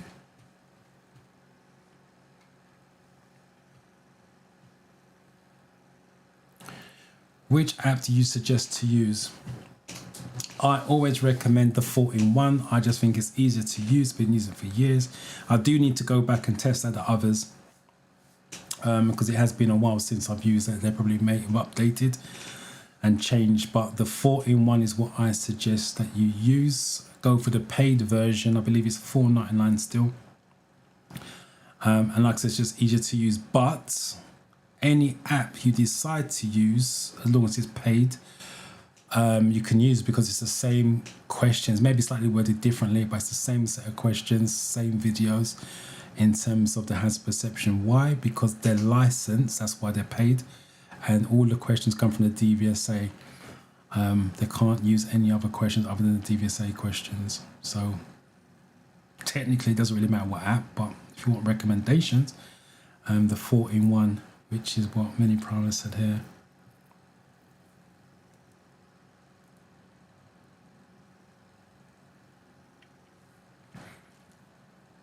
I wouldn't Google the questions. I'll Google the answers, so I wouldn't Google the questions. You really want the app to, like I said, the apps are sampled questions. With Google, if you Google, anyone could put a question up there. You really want to use the apps to give you an idea of how the DVSA want you to think. That's why they give the apps those questions. If they're licensed, they give those apps those questions. Same thing with the videos that I do, and I use the apps in my videos. I'm licensed to use these apps so I don't get copyright issues. But when you start to Google, people can put fake questions up there, and then you could be studying or get fake information. So I wouldn't really Google theory test questions unless it comes from a reliable source. But again, you have to do what you guys have to do to understand it. But I would generally stick to the app, but Google the answers if I'm struggling with the answers. I wouldn't Google the answers either. I'll Google the explanation. That's what you want, because the answers are on the app. You just want the explanations of why the answer, like I just done with the brake lights, for example.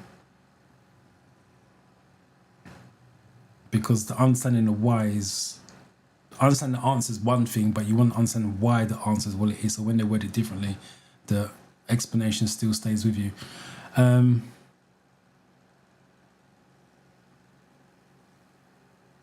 You guys are going for B.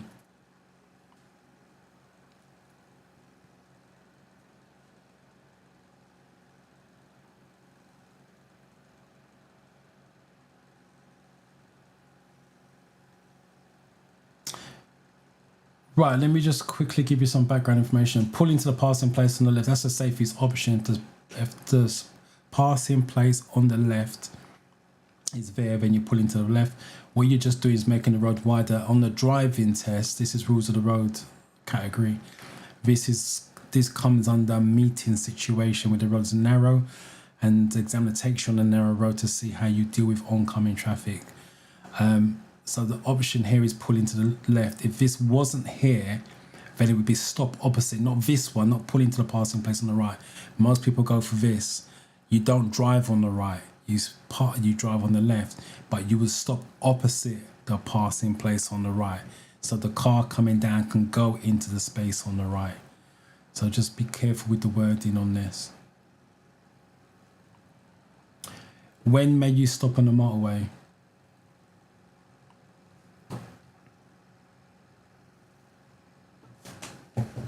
Remember, if you've got any questions, feel free to drop them in the comment section, and let me answer those before we sign out.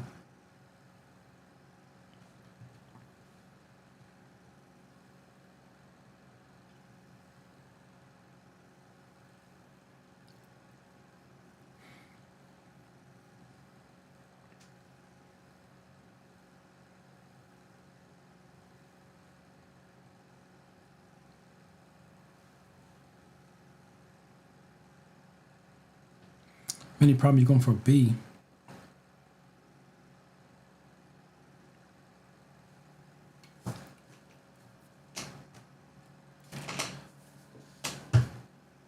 What's B? When you're tired and need a rest. No, should never do that. That's not classed as an emergency. Emergency or breakdown is the only time you can stop on the motorway. Or unless you've been told to stop officially by signs. But in this case, it's emergency and breakdown. You never stop. Tired and need a rest is not an emergency.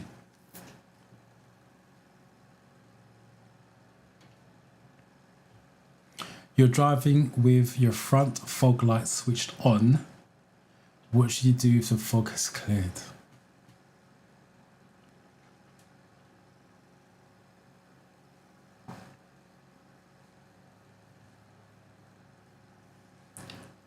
I think that's a pretty straightforward answer on this one.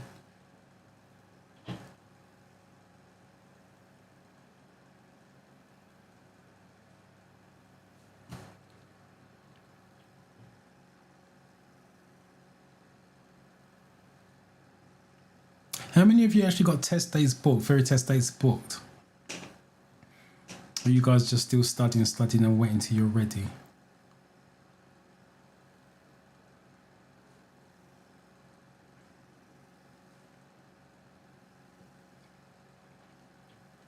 Because if you're just studying until you're ready, you know at some point you have to take a test. So why not book it?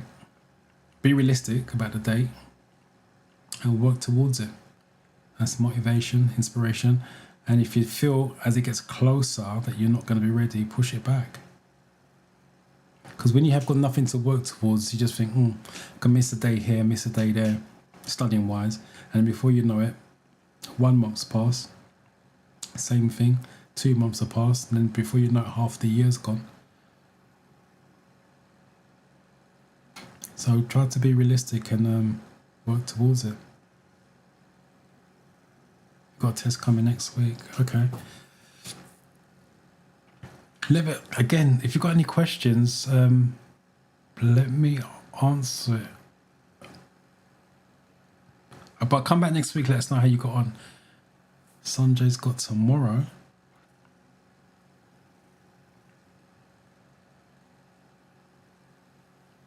Kirsty, I just seen your question. I'll come back to that in a sec.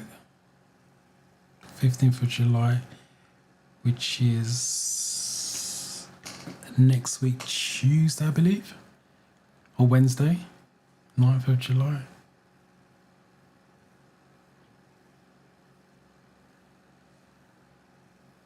And Debbie saying hello. Some of you right. Okay, some of you got tests really soon. First of all, wish you luck with that, regardless. For those of you who got a test week after next, when you're studying, any questions that you may come up against, doubts, concerns, jot them down, make notes, and bring it to the live sessions. That's what the live sessions are for me to answer your personal questions where possible. So don't be afraid when you're studying, whether you've got a test coming up or not, it's irrelevant. Just jot it down, bring it along, and let's discuss. Like I said, you're all making the same mistakes in one way or the other, so you all learn from each other. Just let's ask the questions to help other people. Don't be afraid to ask the questions. It's good to ask questions. Yeah, but Jay Silver, wish you luck with that. Sanjay tomorrow, good luck with it. And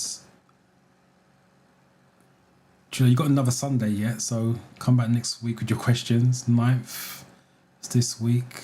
Wish you luck with that. So we know about you got your test on the 16th.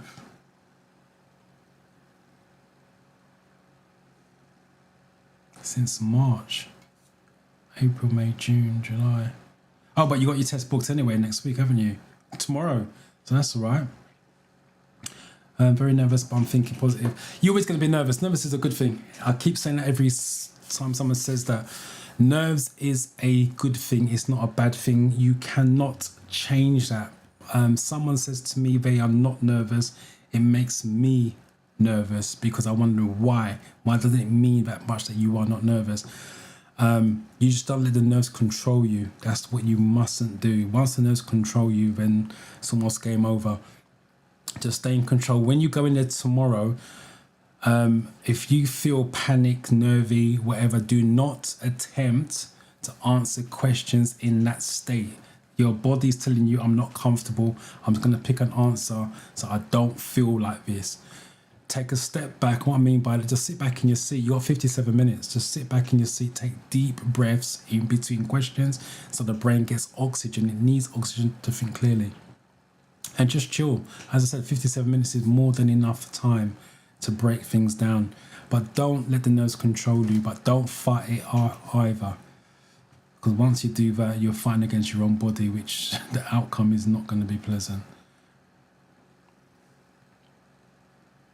Got your test on the 7th, which is Tuesday, right? So again, I wish you luck with that, Alex.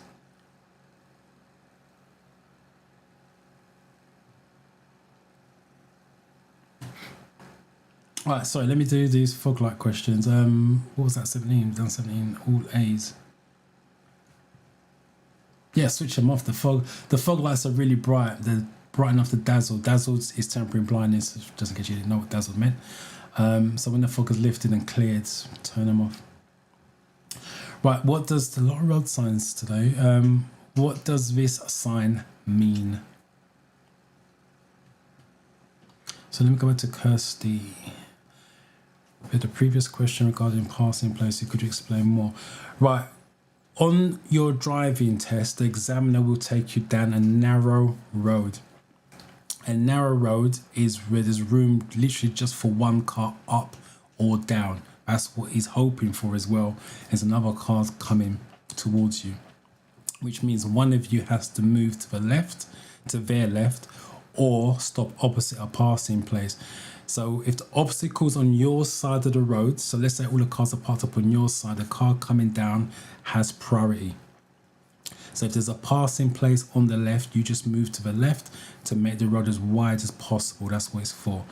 If the passing place happens to be on the right hand side, you stop on the left, but opposite the passing place. So again, you're making the road as wide as possible. So that's what it means. So move to the left, you're making the road wide, but the space is on your left. We drive on the left.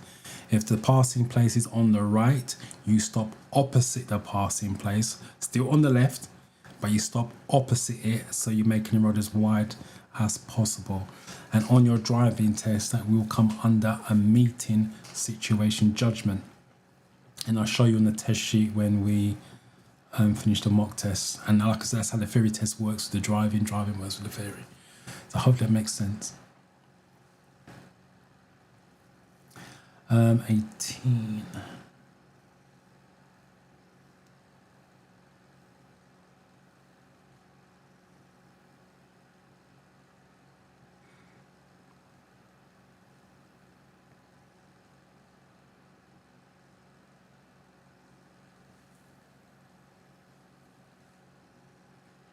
Right, who seemed to compass C on this? Oh, talk too soon. There's an A on that. This is contraflow. What's A? With flow. With flow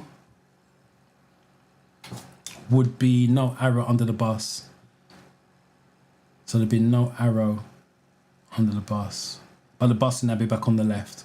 So that would be with flow. This is a contraflow. Contra means going against flow. So again, the other question on this, where would you see it? Where would you see a contraflow? One-way road, one-way street. So you're going up the one way and the bus is going against the flow of traffic. So it's C.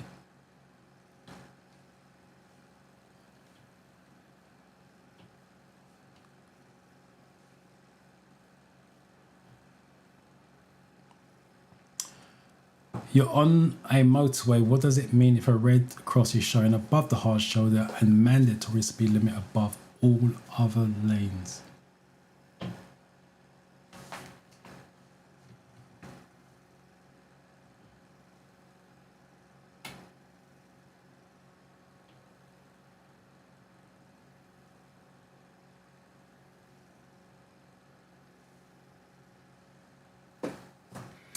Marie, good morning to you. Good morning. Sorry, I'm late today due to my shift schedule. First of all, congratulations on being there after shift. I appreciate you giving up the time because I'll be going to bed if that was me. But I appreciate your company no matter how late it is. It's dedication for you as well. And I will have my test tomorrow. I wish you luck with that. Make sure you get some rest, by the way. So you're fresh as possibly can. Hopefully not doing a shift tomorrow. But yeah, I wish you luck with that. Again, if you've got any questions, before we sign out, type them in now. Get answer. But I wish you luck with that. Please come back next week if your shift allows. Let us know how you got on.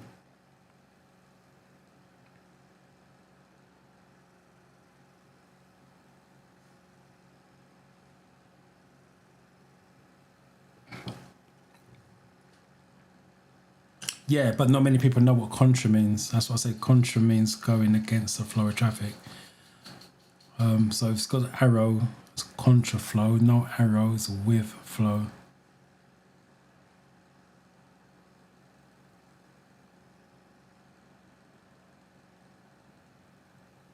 Oh, wow.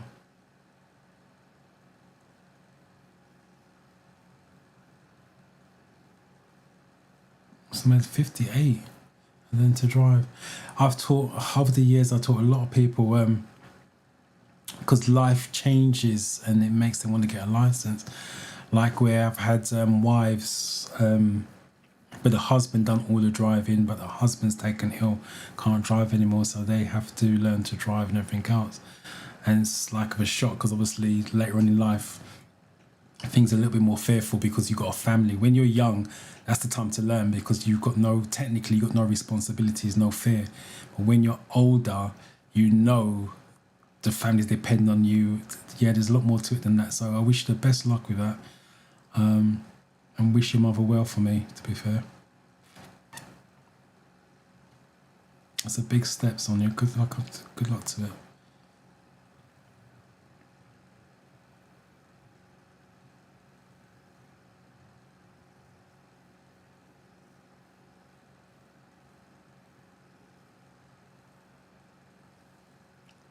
Appreciate the super chat. It means a lot. I can't show up on there. It's not showing up on there. Let me do it this way. Here we go. Okay. Thanks for that. I appreciate Mary. Every little bit helps. 19B is what you guys are going for.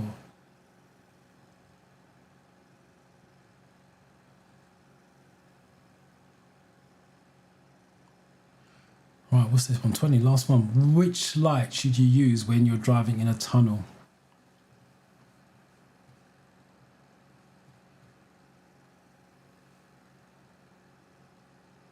You're welcome. Like I said, I've been a driving instructor for 30 years. I've been teaching theory tests a lot longer than that, but specialised in teaching it for the last 10 years. And like I said, over the years of teaching, I get the most satisfaction from teaching people like yourselves because, like I said, it's later on in life. It means so much. With the youngsters, they want to learn to drive because their mates do it, blah, blah, blah, and whatever. That's standard. Still, don't get me wrong, it still gives me a nice feeling when they pass and whatever, but I can't put words onto teaching someone like yourself who's a lot older means a lot more. Not necessarily because, like, your mum's disabled, so it means a hell of a lot for you in that, and it's going to be a massive achievement when you achieve that. But when you're older and you are changing life, you're moving out to the country, you need a driver's license because transport. To see them pass, it's a great feeling, and I think that's one of the reasons why I've been a driving instructor for so long. I think if I ever lose that feeling or satisfaction when someone passes it, or even get that light bulb, I'll call it the light bulb moment on driving lesson, when they just get something at that point in time, that's the day I'll give up the job, to be fair, because it's just the feeling of seeing people succeed makes the job so great. But if I just go through the motion, just turn up, do this, do that, don't think I can do it.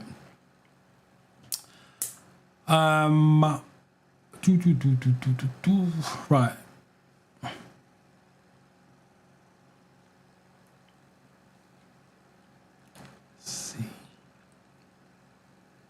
got a D here.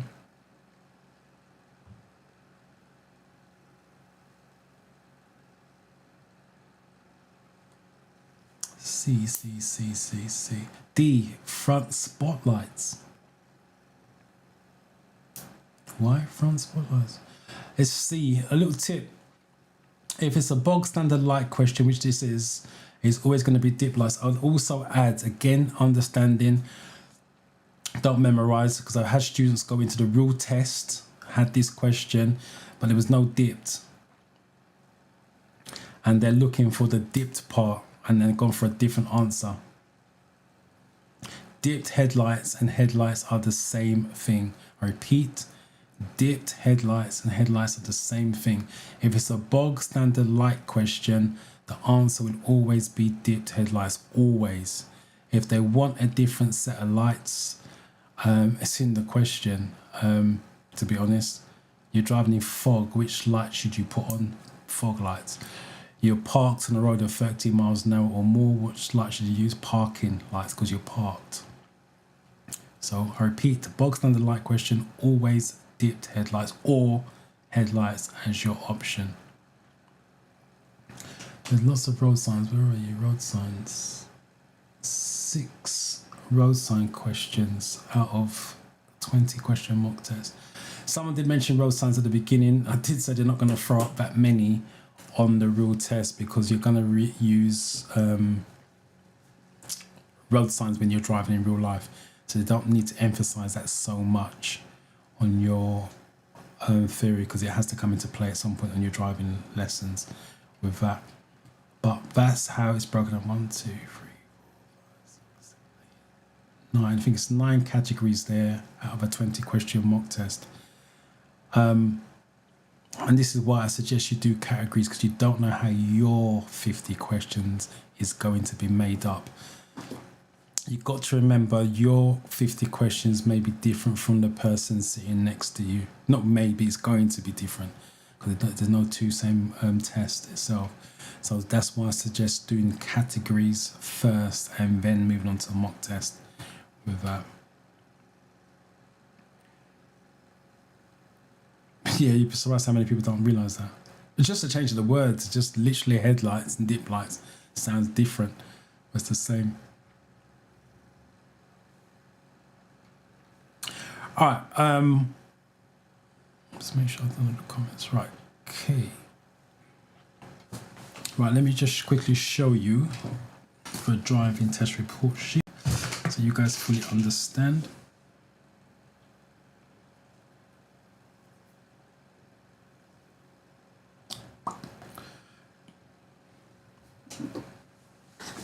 So that's your driving test report sheet. Pass or fail, you'll get a copy of this. So this is where you're applying your theory side of it. On the left-hand side is your control side of the driving test, but the middle section, the right-hand section, is where you're applying the theory side of it. This is you making safe decisions when you're driving. So go back to the theory test based on safety and control outcomes. Your driving test is based on safety, control, outcomes, where you make. So that's passing place 1. As I said, box 22, I put a couple of marks in there. Meeting, that's where it will go into. That's why it's in the theory test. How do you know how to deal with meeting situations? So with traffic signs, we had a lot of those in this test. Road markings would come under the same. Traffic lights. Signals, we talked about signals, but brake lights for a car. So that's where this will kind of come under, signals. Position normal driving, where should you be? Stay left when possible. You have pedestrian crossing signs, come under that. And position normal stops, not within 10 meters of a junction. Not near a zigzag, brow of a hill. Those are the type of places you shouldn't be stopping. That comes under the theory test, obviously on the driving test. And then your hazard perception, if you didn't know, hazard perception is you checking the mirrors. That's what the click represents. Saw a problem, check mirror. Saw a problem, check mirror. So use your mirrors before you signal, change the direction, and change the speed. On the videos, you can't see the car signaling, so take that out of the equation. What they're looking for is you changing direction or slowing down. that's when you should be checking the mirror. So that's what you're looking for in the video. And that's, as I said in the beginning,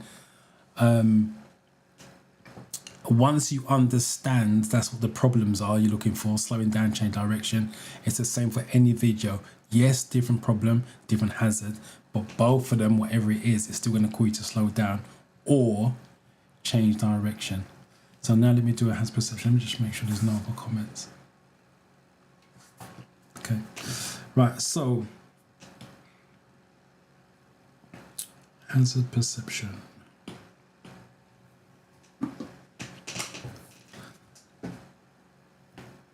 So what I would suggest you guys practicing as well, because I've noticed in the study camp what students are doing mock test after mock test. Do individual videos first, just like you do individual categories first. Do individuals first, so you get the understanding behind it, and then get your brain mentally tough by doing mock tests. Don't go straight into doing a 14-video mock test. I won't say it's a waste of time, but it's pointless to do that. Do a few videos first, train yourself to spot the hazards, train yourself to recognize what's what, and then train yourself mentally by doing the 14 videos in one sitting. Right, so on the apps, you'll have two types of videos. One, CGI, and when you take the real test, all CGI is crystal clear, bigger screen, so it should be easier to see. And then you've got the real life clips, which are harder to see, and the timing isn't quite right on these video clips. That's why they've moved to CGI on the real test. But I'll do both. See if I can find with no stars. Right, this one's got no stars. So I'll do a commentary drive. I'll talk out loud so you know what I'm looking at and why I'm clicking.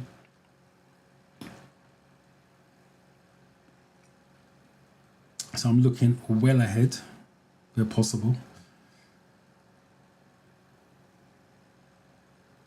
I still can't see nothing coming up. Always scan the road from left to right, right to left.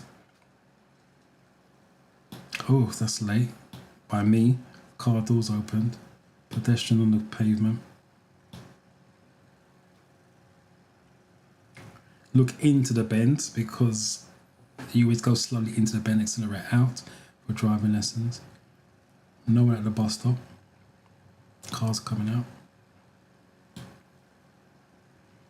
Zebra crossing, there's no one there. Don't need to click. Cars reversing.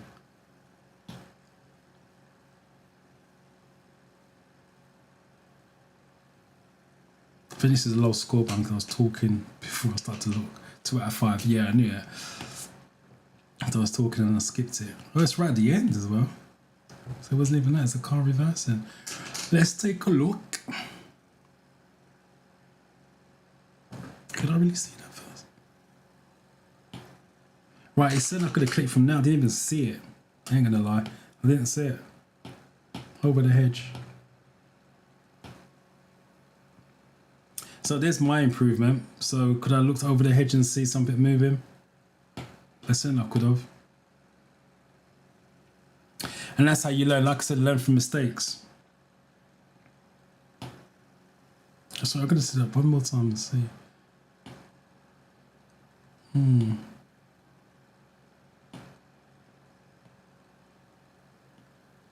That's like the sitting. So I'm not going to beat myself up over it. And again, this is about learning. Like I said, when you are studying and doing all of this, don't beat yourself up over it. I'm not going to beat myself up over that.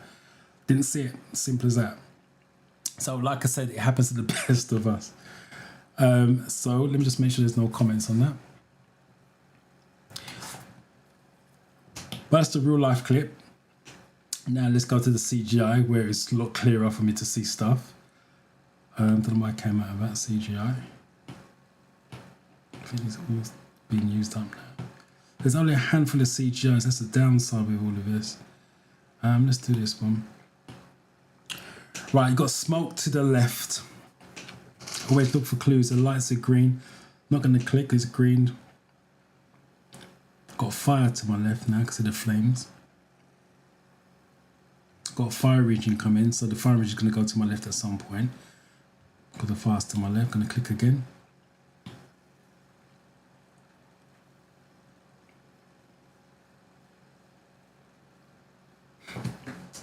keep going because it could be your double.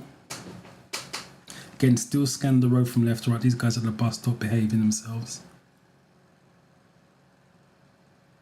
Light's just gone to amber, gone to red. I could click on that because I am going to slow down for the lights. You would check your mirrors if the lights are changing from green to red.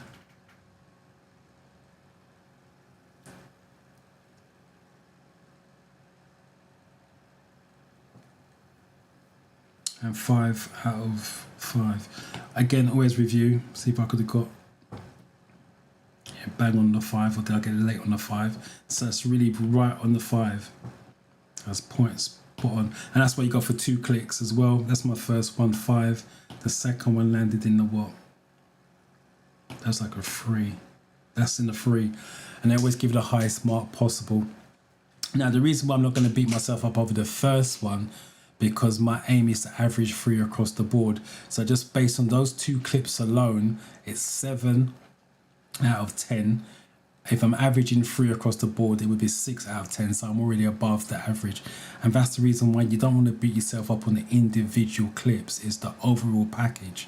And that's why I say do individual clips first, so you fully understand it, and then go and train yourself to be brain hardened, if you like, for mock tests, for in videos. But like I said, don't beat yourself up over individual. Let me come out of this.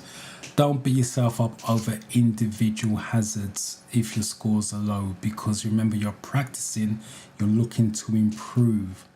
No one starts off getting 5 out of 5 on every single clip. As you saw, I just got 2 out of 5. Not a massive deal. It's the end result that you're looking for when you go for the real test, making sure you pass. What happens now while you're studying is not that important. It's the end result, reaching the goal of passing. There's no point passing all now and then take the real test and fail it. So let me just do the comments quickly.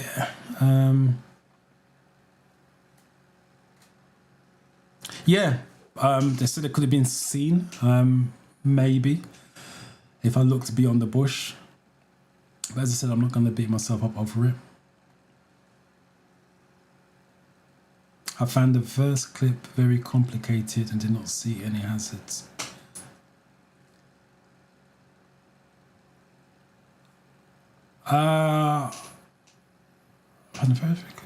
Why is it complicated? If you can give me some information why you found it complicated, I understand about not seeing any hazards, but I'm not understanding why it's complicated. The smoke gave us a clue for the most. Yeah, like I said, look, this is no different from the questions when you're looking for clues. On the videos, look for clues. Let me do another one. And hopefully, I keep coming out of it. I don't know why I keep coming out of it. Let's see if we find another one with no stars. Oh. Right, so these ones have got no stars. This is, again, a real life clip. Let's get rid of this. So remember, you're looking for anything that's going to cause you to have problems to slow down. Hopefully, so what, I can try to make it uncomplicated, very simplify. So let's do this one. It says slow on the floor, so look ahead, ask yourself, why is it telling you to be slow? With the coach coming towards me, I'm going to click on that because my space is going to be reduced. I'm going to go for 3 clicks on that one. I think I messed up. Speed limit changed to 20 miles an hour. Ask yourself why. I'm going to click on that. High vis.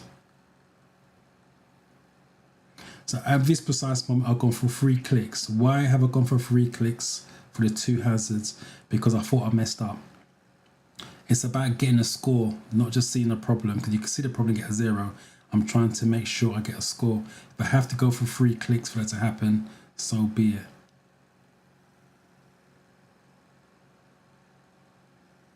Again, I'm looking all the way down the road and scanning from left to right. Traffic lights are red. I could have clicked on traffic lights, I suppose, as well. Oh, 9 out of 10. Right, so I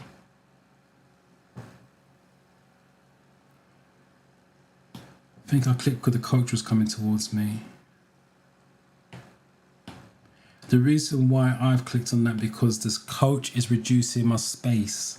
So if you look at the video now, literally from left to right, there's no cars parked up. The road's wide, so I can do the maximum speed limit. Once you go into a tight space, what we say as driving instructors, less space, less speed. So as I'm approaching the coach or the bus, my space is being reduced. That's the reason why. Notice I've gone for 3 clicks to make sure I got a score because I thought I messed up. They're always going to give the highest. But remember, you need to get a score. That's the important bit. Not whether I saw it or not, because I can see it and still get a 0. So I've gone for 3, but I got a 4. Speed limit change. Ask yourself, why is it going down to 20? I'm in the 30 zone at the moment. It's going down to 20. Ask yourself, why is it going down to 20? Look for the problem. So you've got high vis. Take a note, that click is too early. And this is why you go for a minimum of 2 clicks per problem. Because this time I saw the high vis early. On the video that I got a 2, I couldn't even see the car past the bush.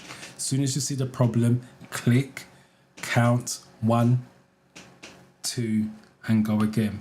So I saw it early, clicked twice, and I think I went for a 3rd time because I think I messed up. And that one's a 5. The 3rd one's a 4. And that, I can't stress enough, that's why you go for 2 clicks. So like I said, on the one I got the 2, I couldn't see the car past the hedge. It said I could have, but I didn't see it. That's life. On this one, as soon as I saw the high vis, I'll just rewind it back so you can see it. As soon as I saw the high vis, I've clicked for that. But I always go for 2 clicks per problem, at least. That way I know I'm going to get a score. So hopefully that makes sense to everyone. And let me just see what you guys are saying.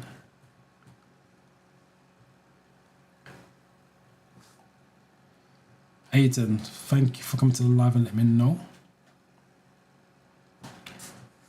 Appreciate that.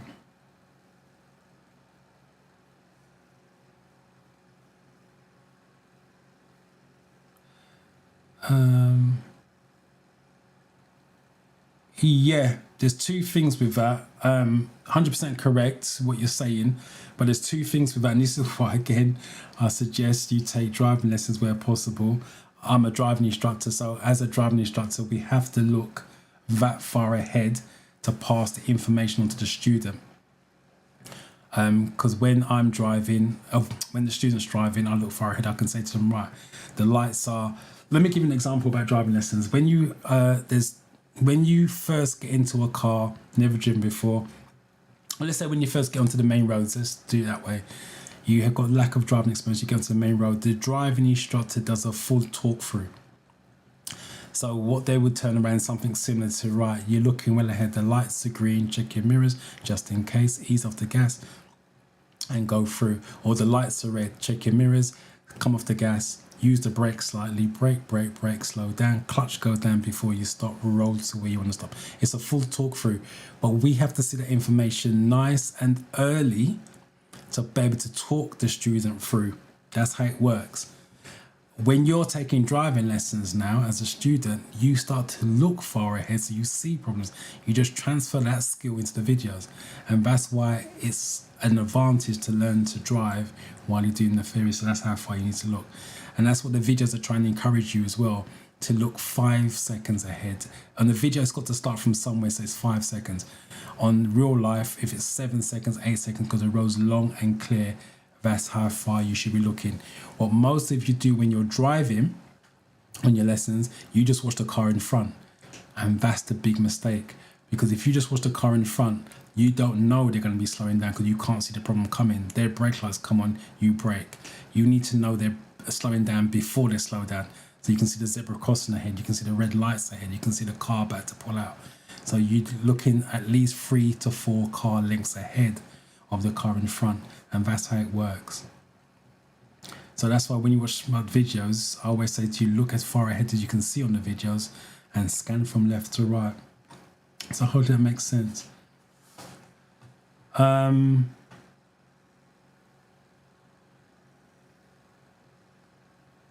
you guys have a conversation. Let me just make sure I don't miss anything. Right, I think that's it with the comments. No one else is commenting. So hopefully that all makes sense. But as I said, it's practice. Do not beat yourself up if you are getting low scores. I know it's frustrating, but getting low scores on your questions and getting low scores on your hazard perception, you are practicing. Practice makes you better. That's what you got to understand. You are trying to improve. So when you go for the real test, you've hit the peak. Hitting the peak now while you're studying and then dipping on the day of a test makes no sense. So when you are practicing, you're looking to improve, not looking to get a 50 out of 50. To be honest, you don't learn anything getting 50 out of 50 all the time, because when you start to get low scores, you get to understand what your character's like, whether you're going to panic, freak out, get frustrated. But when you get 50 out of 50 and all the roses are sweet, you don't learn nothing from that. You learn more from disasters than you do from everything going nice. Sorry.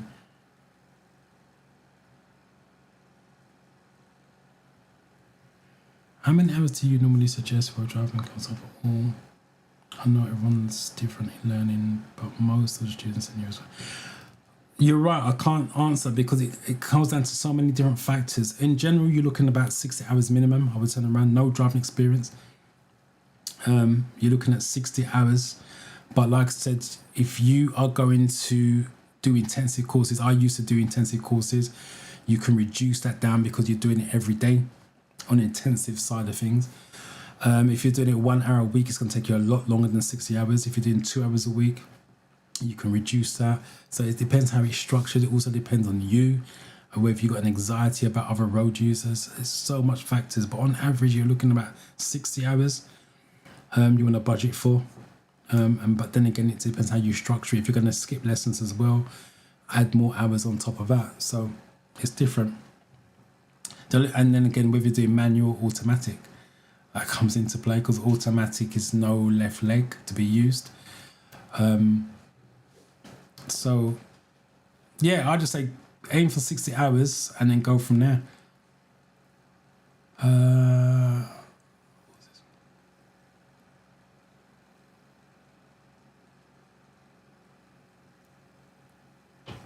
Hopefully the world will be on my side for them. Ollie, you can make that happen. As much I get what you're saying, but yeah, Ollie, you make things happen for yourself. The one thing I will say to you, all of you, but Mini Prime, because you got your tests the 16th, I believe it was. While you're studying during the weeks, any questions, concerns, jot them down and bring it to the live sessions. I repeat, that's why I go live, to answer your personal questions. So it's personal to you and you alone where possible, and give you that confidence and inspiration to go and take your theory test and pass your driving test later on. But yeah, so while you're studying, do that. For those of you who have got your tests Monday, tomorrow, Tuesday, or this week coming up, I wish you the best of luck with it. Please come back next week and let us know how you got on. Hopefully it's all positive. And hopefully I'll see the rest of you guys next week. Stay safe regardless. It's supposed to be another heat wave, so make sure you look after yourself. Stay hydrated, especially if you're going to go on a driving lesson. Stay hydrated on your driving lesson because you need that focus with that. But keep yourself safe, and I shall catch you guys next Sunday at 10 a.m. Take care.